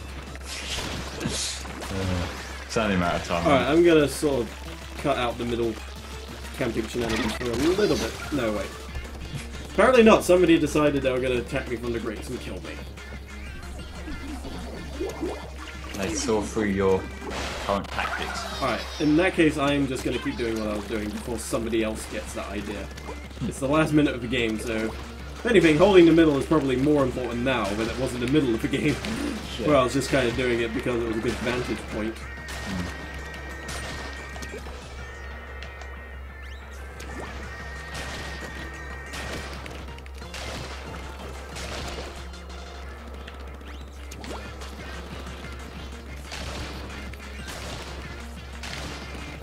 Ink strike out of nowhere. Killed me. Wonderful. How we do? Can I get an ink strike in time? Probably not. Oh wait, maybe if I do... Split my keypad! Ah! Split second too late that time, as opposed to just in the nick of time. Yeah. You can probably hear the microphone just frantic. I just said like these smacking other buttons and I'm like, what?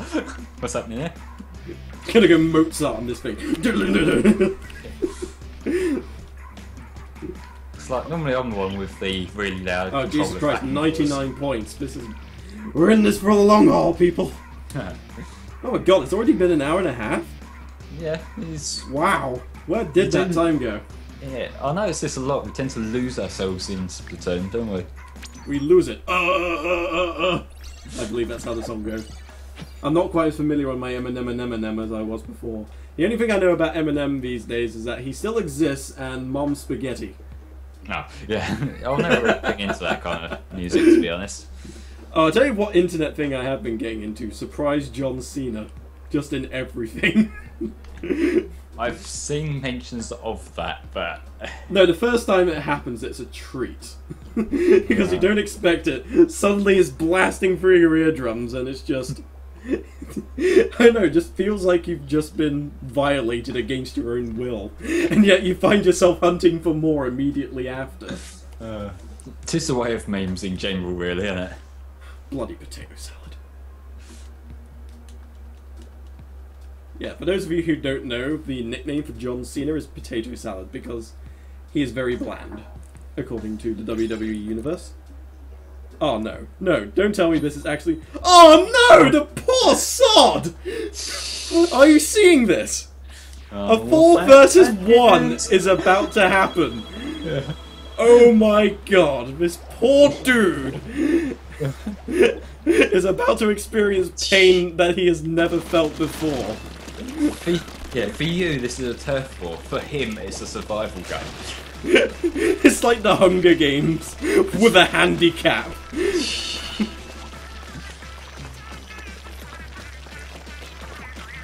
I can't help but feel sorry for that guy now. Oh my God, I feel so bad for this dude, seriously. Well, I've just been put up against more of my own team, and not gonna lie, getting kind of salty about that now. Yeah, that's not good when you get that, because you're not really getting... Do you still get the Splatfest levels though?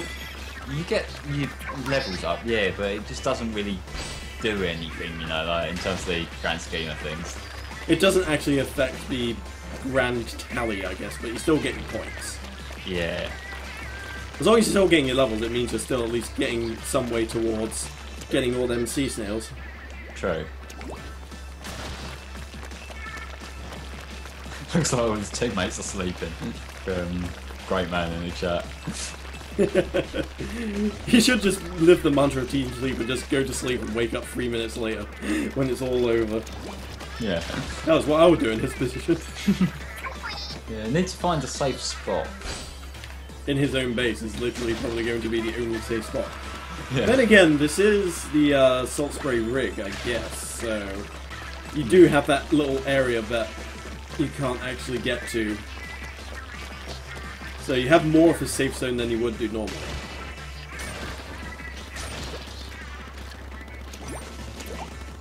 I'm kind of looking forward and simultaneously dreading the score I'm going to see at the end of this. Probably won't be that bad though, because that initial area does account for a lot. So I'm just going to ink up as much of it as I can with my dynamo. Oh god, I killed him. No, I feel even worse. I literally killed him as he poked his head over the ledge. Poor soul. See if I can get like a jumping bomb or something like that. Actually, they're kind of pegging down that side. What I should be doing is going on to the other side here.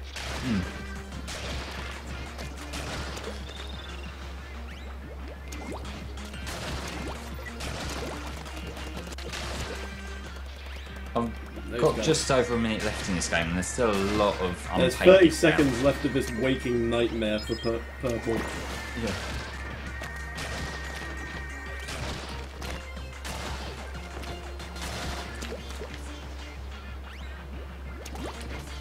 What would be nice would be somehow get a last-minute airstrike and put it right on top of his base. Just to like twist the knife a bit. Well, if anything's worth doing, it's worth doing. I've always lived by that. Yeah. So now this guy, instead of just appreciating that he's in a bad situation and leaving it at that, he's now going to pretty much. Okay. What's the damage? 82.1 to 8.6. If this was any other map, that would be like less than 1%. Yeah. Poor guy. Seriously. I really hate it when that happens. Just even seeing the other team being put at a disadvantage, it does kind of leave a bad taste in your mouth because you just think that could have honestly have been avoided. Just wait for more people. That's not the Nintendo way, apparently. Yep, Nintendo do not stand for fairness, apparently.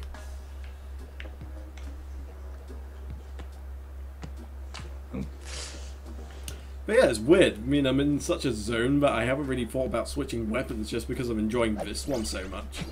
Yeah, it's always useful, isn't it? No, yeah, it's weird. It's weird that a weapon just meshes kind of with you so well that you don't even think about doing that mid-session weapon change just because. I think I might change mine just for the sake of freshening game up a little bit on my end. Because I've been using this Splatoon, and it's probably the second match that I played, just because I didn't get on with the paintbrush. Fair enough. Let's see what else can I use.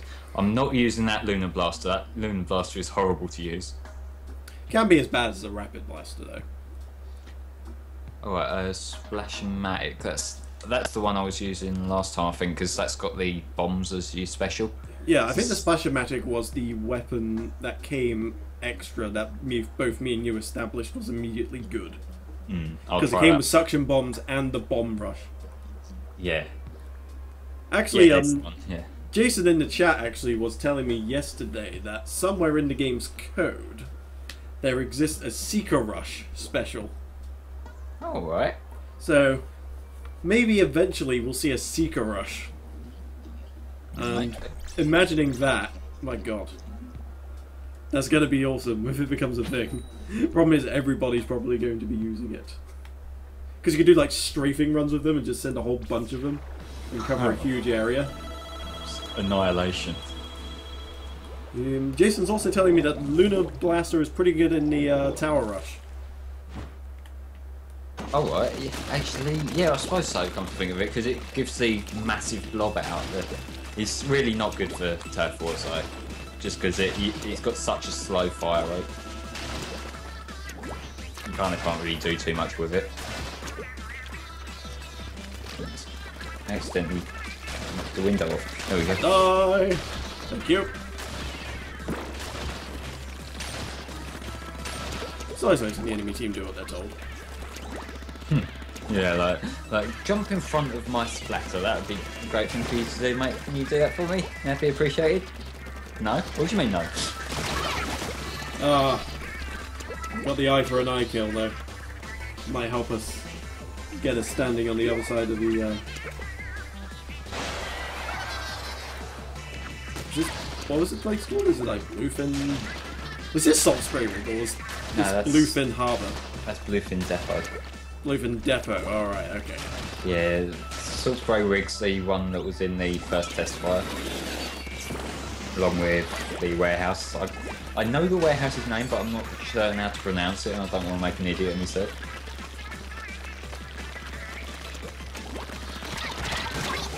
I got that. Should have just used my strike. Then again, we are taking over a significant portion of the map. I'm just going to try and see if I can concentrate on making sure they don't try and do the same to us. They seem to be doing a good job of keeping them locked down. Oh, god damn! Lilu putting in the work for his team. I've just connection errored twice, so get a little bit annoyed about that now. Stay in game.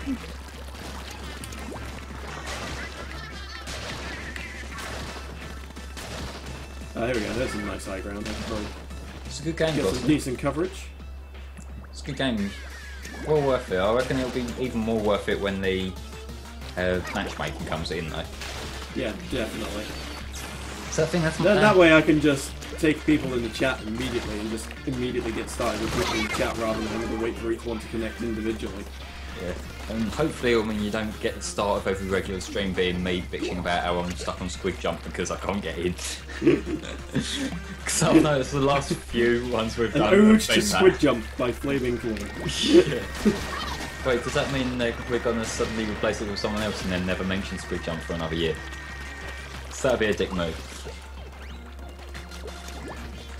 Okay, I've got a team together for my side, but the impression I'm getting with how long it's taking is I'm going to be fighting my own team again.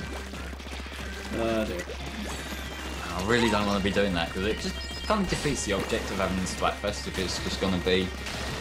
Yeah, just kind of taking out each other, not really taking out the other guys that had the audacity to disagree with your choice. Yeah. They're all in bed, that's what it is, they're all in bed. 69.9%. So we got the third man in on that sexy number. Like you got the little dot as well, is he like looking at his phone or something? No, that's their cat. Okay. The cat who just wants an eyeful. I don't know why I immediately thought of that. It was just like, it's just the cat. Wait, that sounded so wrong. Oh god, where the hell is this going? Hellfire Comms, where the essential conversations happen.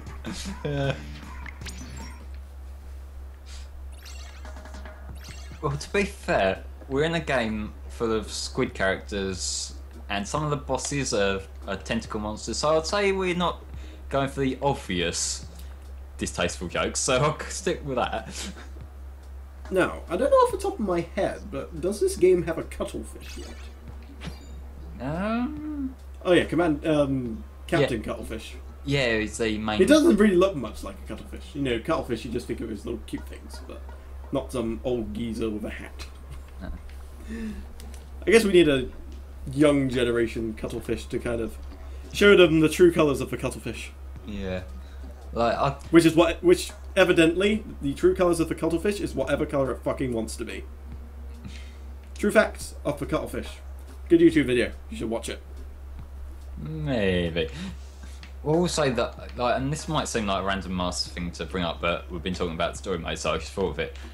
One thing that really annoys me this game, scrolling through text, because you seem to be doing a lot of it whenever you put the game on. Like, whether that be going into the shop after they've updated it is one of the most annoying things. When you just, like, with this kind of game, you know what the new weapons are. Do you really need mandatory, unskippable things of that guy explaining it to you? They should just have a shut the fuck up button, just a big red button in the middle of your screen. You just go BAM! And just erases all the text. That's what a lot of games do that have like excessive text sections, don't they? They have like, if you press A to go through. It's like it punishes you for not checking in the shop for ages. It's like you reach level 20, complete story mode, and you go into the shop for the first time. The thing that gets late is suddenly you're waiting half an hour just to play the game again. Yeah, but in the shop, when you actually finally get into it, it has a little new icon over the stuff you haven't looked at yet. So what was the whole point of... Exactly, you're kind of already being shown what's new, you don't need... Yeah, like, Jesus Christ, guys, stop wasting my time.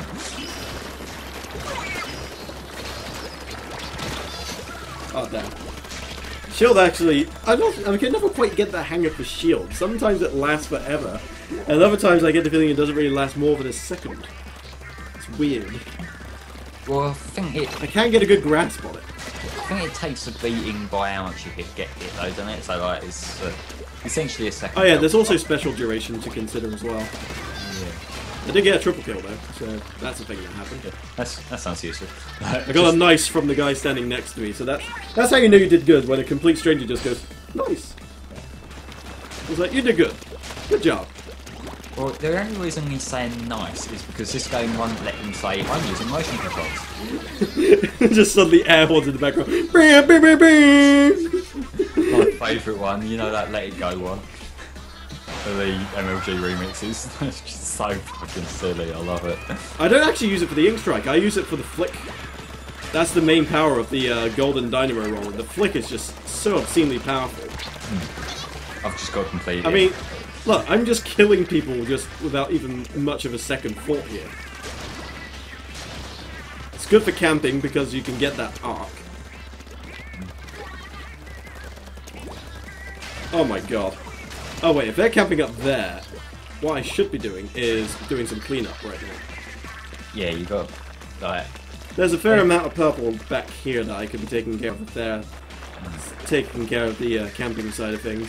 Yeah, so there's no point of all four of us being there if they could just all sneak up behind us and just take everything again. Yeah, because they're probably like picking off the people as they're coming by, so if you're on the floor tidying up while they're doing that, you should have a little bit more leeway to do what you're doing. Yeah, definitely. I mean, at the end of the day, the dynamo roller is good for flicking, but it has the same amount of coverage as the crack-on roller and things like that. In fact, I think it might even have more. I haven't used the classic splat rollers in quite some time, but I'm not sure if they have that little spray of ink that comes out either side that just kind of gives you that little bit of extra range. I haven't used any of these stock weapons in a very long time. I started using the Tentatek splatter shot for a while. That was pretty fun. Alright. Oh, I've actually got a game by the looks of it. I've been sitting here for like 3-4 minutes just... Like I forgot what this game plays like. It'll be a new experience all over again. Buy Splatoon where you can watch a menu screen. Or play Squid Game for the rest of your life. Yeah. Yeah. I was watching your game then rather than playing Squid Game and... It's like when you're bored of Squid Game, they have to resort to somebody else playing to watch. Yeah.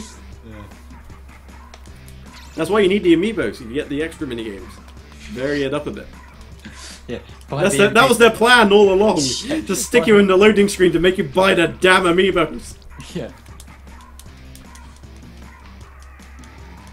The slower ones are apparently progressively wider, so yeah.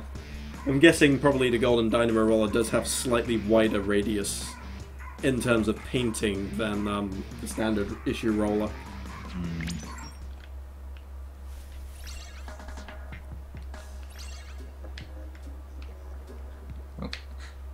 I'm on the cage in the dome and I'm just sort of waving my ink around in the air randomly and I seem to have covered a lot of ground just by doing that. Wave your brush in the air like I just don't care. Yeah.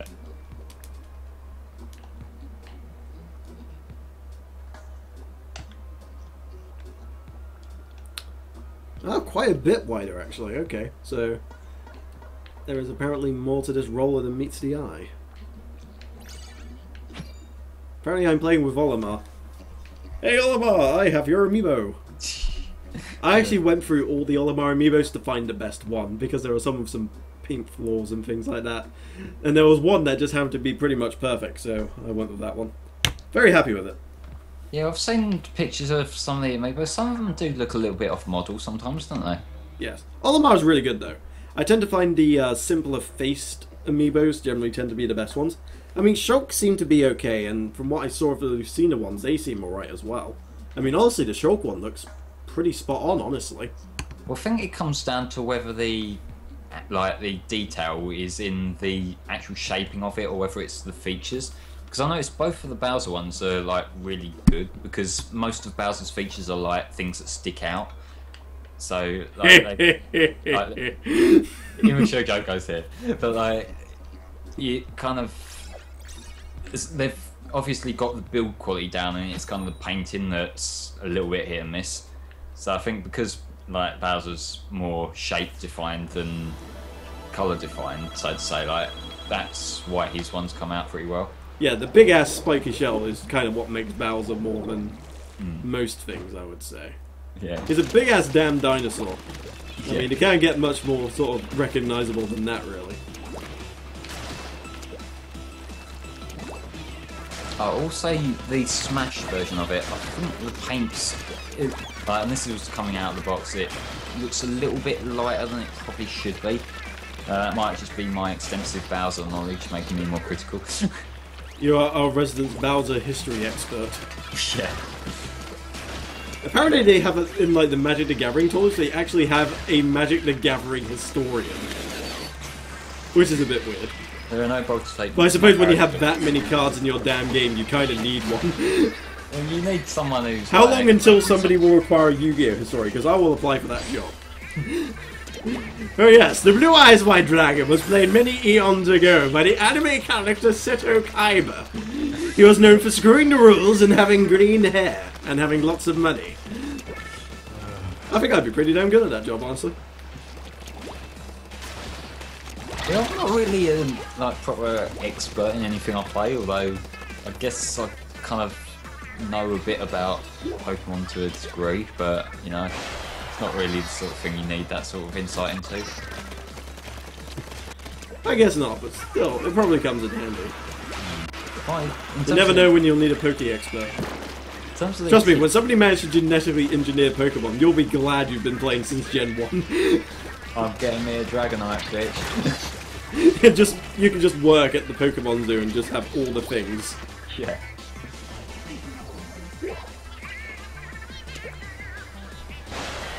Well, we were a bit behind earlier, but we're starting to mount something roughly resembling a comeback. Well, because Well, we were. our Then match everybody died. So our match timings haven't been like really syncing up because of me struggling to get into games. How's getting into games been on your end? It's been fine, honestly. I mean, there's been a little bit of downtime every now and again, but I've always had 4 people on my team. I've always been against somebody on Team Sleep. At least as far as I can tell. I wasn't really entirely paying attention, but I haven't noticed a mirror match, so to speak. So why is it screwing around with me so much? Yeah, because... It's probably barring you from Splatfest, subtly. Stop having fun, I don't like you, fine. Yeah, but... Just said something, that's Yeah, why... I get the feeling we might suffer our first loss in a while over here, unless a miracle can happen. But yeah, if I haven't been sounding quite as enthused this session... I will be the miracle! Yeah. It's been Or because not. I've been off-put a little bit by waiting around to get into matches so many times now. Yeah, apparently Jason's not having any problem and he's on Team Sleep side, so I don't know what's going on there. There's some odd matchmaking stuff going on.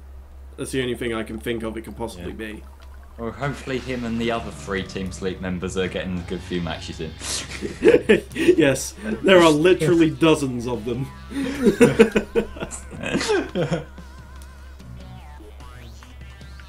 Oh, we are bad.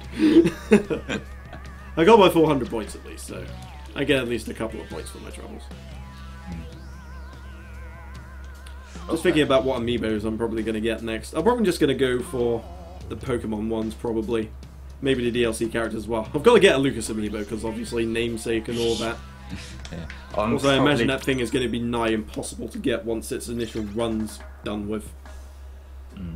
I'm probably going to stick with Bowser ones, just because I'm not really that infused about the ideas. I just kind of like having like cool Bowser figures. So, 0-1 Evo. I can't say I'm surprised, but I guess one thing that's going to happen is Sheik's probably going to get the Nerf bat next. Guaranteed. And Zero's bounty is going to get bigger. I mean, I mentioned on the Smash Bros subreddit that if this carries on, at this rate, Zero's bounty is going to be higher than Vash the Stampede's. He's literally going to be the next Trigun. For Trigun or Smash, they'll call him. Okay then. This is where you can probably tell I He's really like, don't. okay, if you can beat Zero in one game of Smash, we will pay you £60 million. It'll make the Euro Millions jackpot look like a fucking trip to the corner shop for some bread and milk.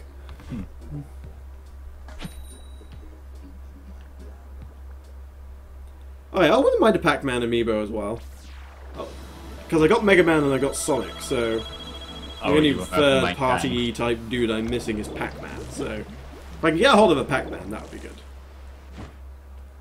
From what I've seen, the build of the Pac-Man one seems to be pretty solid. Probably because he's such a simple character. But...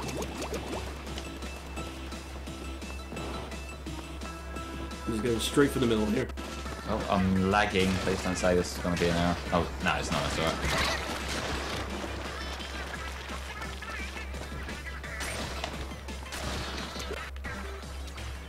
I'm just going to hide out over here for a bit.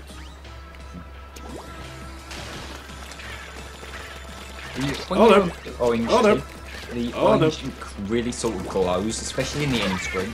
Oh, outplayed.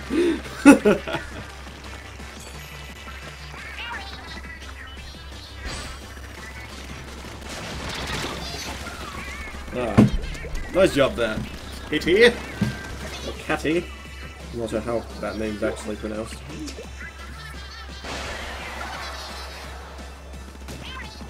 Yes, Zero will have a bounty of $60 billion double dollars. Thanks very much, Mike Tendo, for the fact-checking on that particular one. Now back to Squig Jump again for probably another 3v4 by Team 1. Congratulations, Ravis, you have beaten the odds. Which is more than what most people tend to accomplish.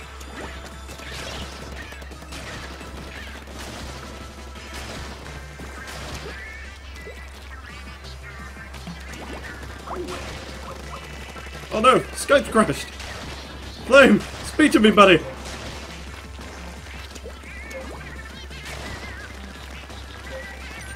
I think we may have lost him, people. Oh, when this game's over, I'll see if I can get him back in.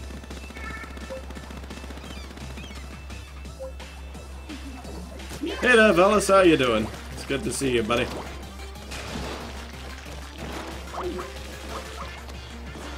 Oh no, he's gone again. Something appears to be going on in Flame's End. Not sure what though.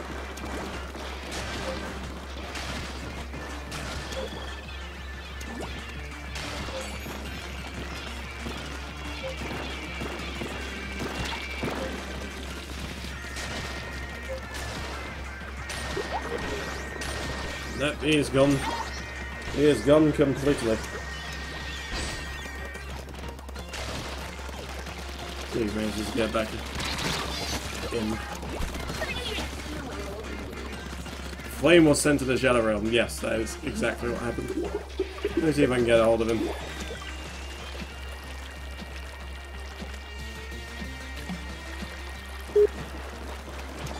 It looks like he may have actually properly disconnected. I cannot get a hold of him at all right now. Oh, no, wait, hold on. I think he's trying. Okay, yeah, my call randomly dropped. Yeah, I was thinking what the hell happened to you. Yeah, I mean, it's weird as well, I'm still in game. We thought the flying spaghetti monster had finally taken you. Yeah.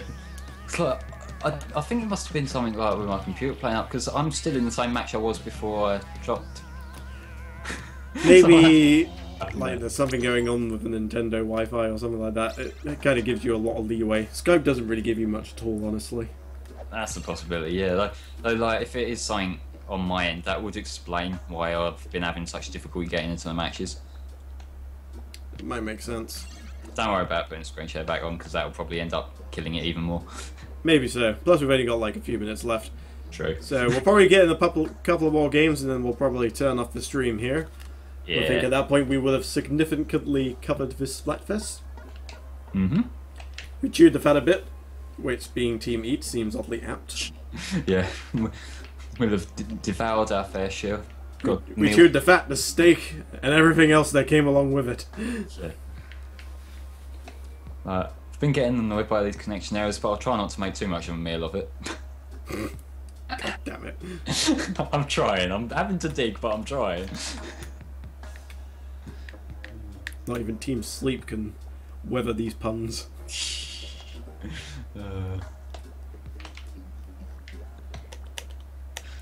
Although that is a thought. Who is the god of sleeping? Because I'm pretty sure the god of food is the flying spaghetti monster and his noodly appendages. I'm not sure. I mean, we have the freaking flying spaghetti monster on our side. I mean, I'm not entirely sure how Team Sleep is meant to top that. Honestly. Nah, well, there must be some kind of god of sleep in some kind of mythology or something. Yeah, but can he honestly stand up to the flying spaghetti monster? True. Because I don't think he can. I don't know, is he one of these people who can sleep standing up? I suppose you do have the Sandman. That is true. It would be an epic battle between the Sandman and the flying spaghetti monster. Purple Realm isn't fun when you're on Orange Team. Hey, first spot of the game already. And the middle will be mine! Once again. Just, paint the town orange. Colour everything. Trying to get into the habit of sort of like trying to keep my ink half full. You know, just in case someone decides to come up behind me, and then that way I can get a couple of good wind-ups on them. Potentially kill them, and then kind of get a bit of rest. It's good to have like a little bit of stock behind you, just even if it's not to. Well, fight stopping before you're low and it just leaves you less exposed in general. It gives you that kind of like fight and then get away sort of possibility, which otherwise wouldn't happen. And that's what I'm back in the game now. Well, I'm not back in the game. I'm back in the menu screen. There's somebody with a roller like right below us, and we're having some difficulty getting him. But on the other hand, he's not really doing much work. Oh no, there he is. Oh no, he's gone again. Oh, there he is. He's taking off. And I have an ink strike. No, right here. Screen share. I've got to kind of paint a mental picture of what's going on from your descriptions, and I kind of got the image now, just of like you being surrounded by people as you give the kind of reactions there. Not quite. Although there was a case of there was one person just literally hugging like the main tower in the Kelp Dome for a while. Eat, sleep, splat, repeat. Pretty much. Yeah. See? Team Eat and Team Sleep can coexist, but Nintendo decided, no! We have to make you choose between one or the other! Well, to be fair, our successes might not last too long, because you know, to a lot of people, when you've eaten quite a bit, you tend to get sleepy. Yeah, I suppose so. Like, we might end up falling into their trap later on. Oh, god damn it. I got cracking right at the end. Not a good time to die. I think I've got someone on my team right now in front of me who's using the same roller setup that you've been using. Oh, the golden dynamo? The really wide one, yeah. Yeah, probably the golden dynamo then if it is. Yeah. Trying to see if I can get an ink strike just at the nick of time. Yeah, easily. So I'm going to wait on that one. Just hold on to it. Hold it. Now. Get my ink back. I just spawned and there was a giant ink strike going off. Get right to the middle. And ink as much as humanly possible. Jobs are good, and boss. I think we did it. Well, that's the point Shadix brought up in the chat about the American one. The water slides would technically kill the Inklings because they can't take water. So maybe roller coaster win by default. Well, I don't know about that, but one thing I know is that will create the most depressing on-ride photos possible. Just death! Death everywhere! And it could be yours for $6 a photo. No, they got that machine that prints them out when you're done right next to me. It's like a coroner's office or some shit. Like, oh god, there's ink and blood everywhere! I'm so fucked up. Alright, we'll make this one the last game, I think, so let's see. Yeah. Let's see if we can make this one count. Yeah.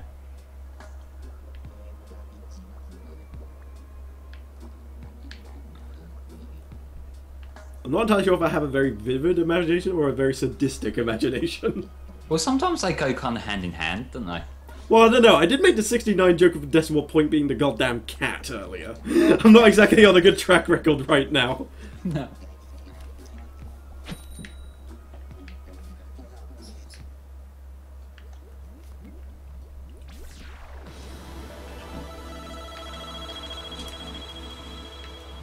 Oh, and it's the Kelp Dome as well. More mid-camping shenanigans. Yeah, overall I'm really not too keen on the dome.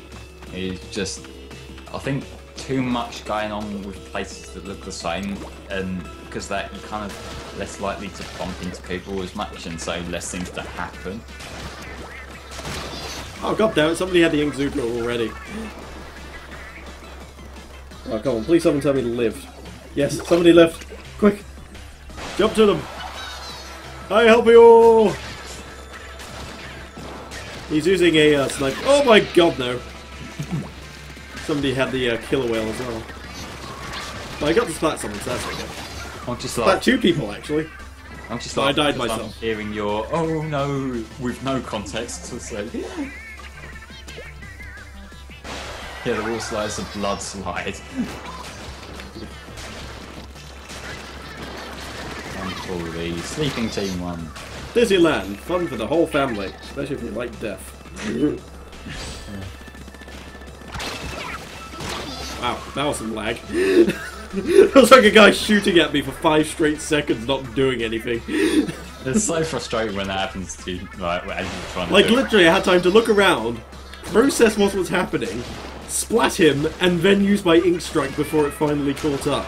The worst ones, I think, are when you're in a pit of the other colour and you're shooting, but it's lagging out, so it's still registering it as hurting you.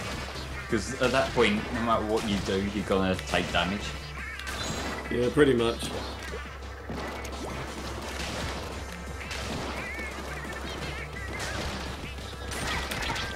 Oh god. No, why did the guy leave me? He lost mid!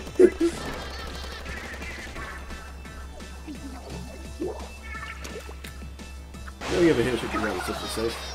Oh man, the sniper's really good at this game. He's been holding point pretty damn effectively. Also, I just got a sneak attack on someone. The sniper's a very skill kind of weapon, and you gotta have practice using the sniper. Why do I get the feeling it's gonna disconnect me? We're doing too well. Nintendo must know. Oh, I finally found the team. Hey, nice. Chances are I'll be playing this a little bit more off stream just to make sure I secure my max rank before the end of the day, and then that way I can go to work without worrying about having to dive straight back into Splatoon immediately just to make sure I can hit it in time. Yeah, we got this map pretty well saturated. I get the feeling like 3 of their guys might have disconnected. Yeah, that must be it. 3 of them must have disconnected, and we have 1 guy from our side disconnect as well. Like, I think from the way my thing dropped, I think a lot of the problems I've been having have been on my end, but there's clearly something like going on Nintendo's end as well, and I think it is the underpopulation of the sleepers. Oh, that is a shame. That is very unfortunate. Well, hopefully it'll at least be a lot more even than it actually seems, but it's hard to tell when you've only got your own eyes to sort of back yourself up on. Yeah. Alright, I reckon that should just about do it. Yeah, I mean, sorry it's Splatfest and that we can't get other people in, but hopefully you've at least enjoyed us just babbling on about stuff. Yeah. Whilst having fun. But anyway, we'll be signing out for now. We hope you enjoy the rest of Splatfest, however you decide to spend it. And we will see you next time for some more Splatoon. Take care. See you then.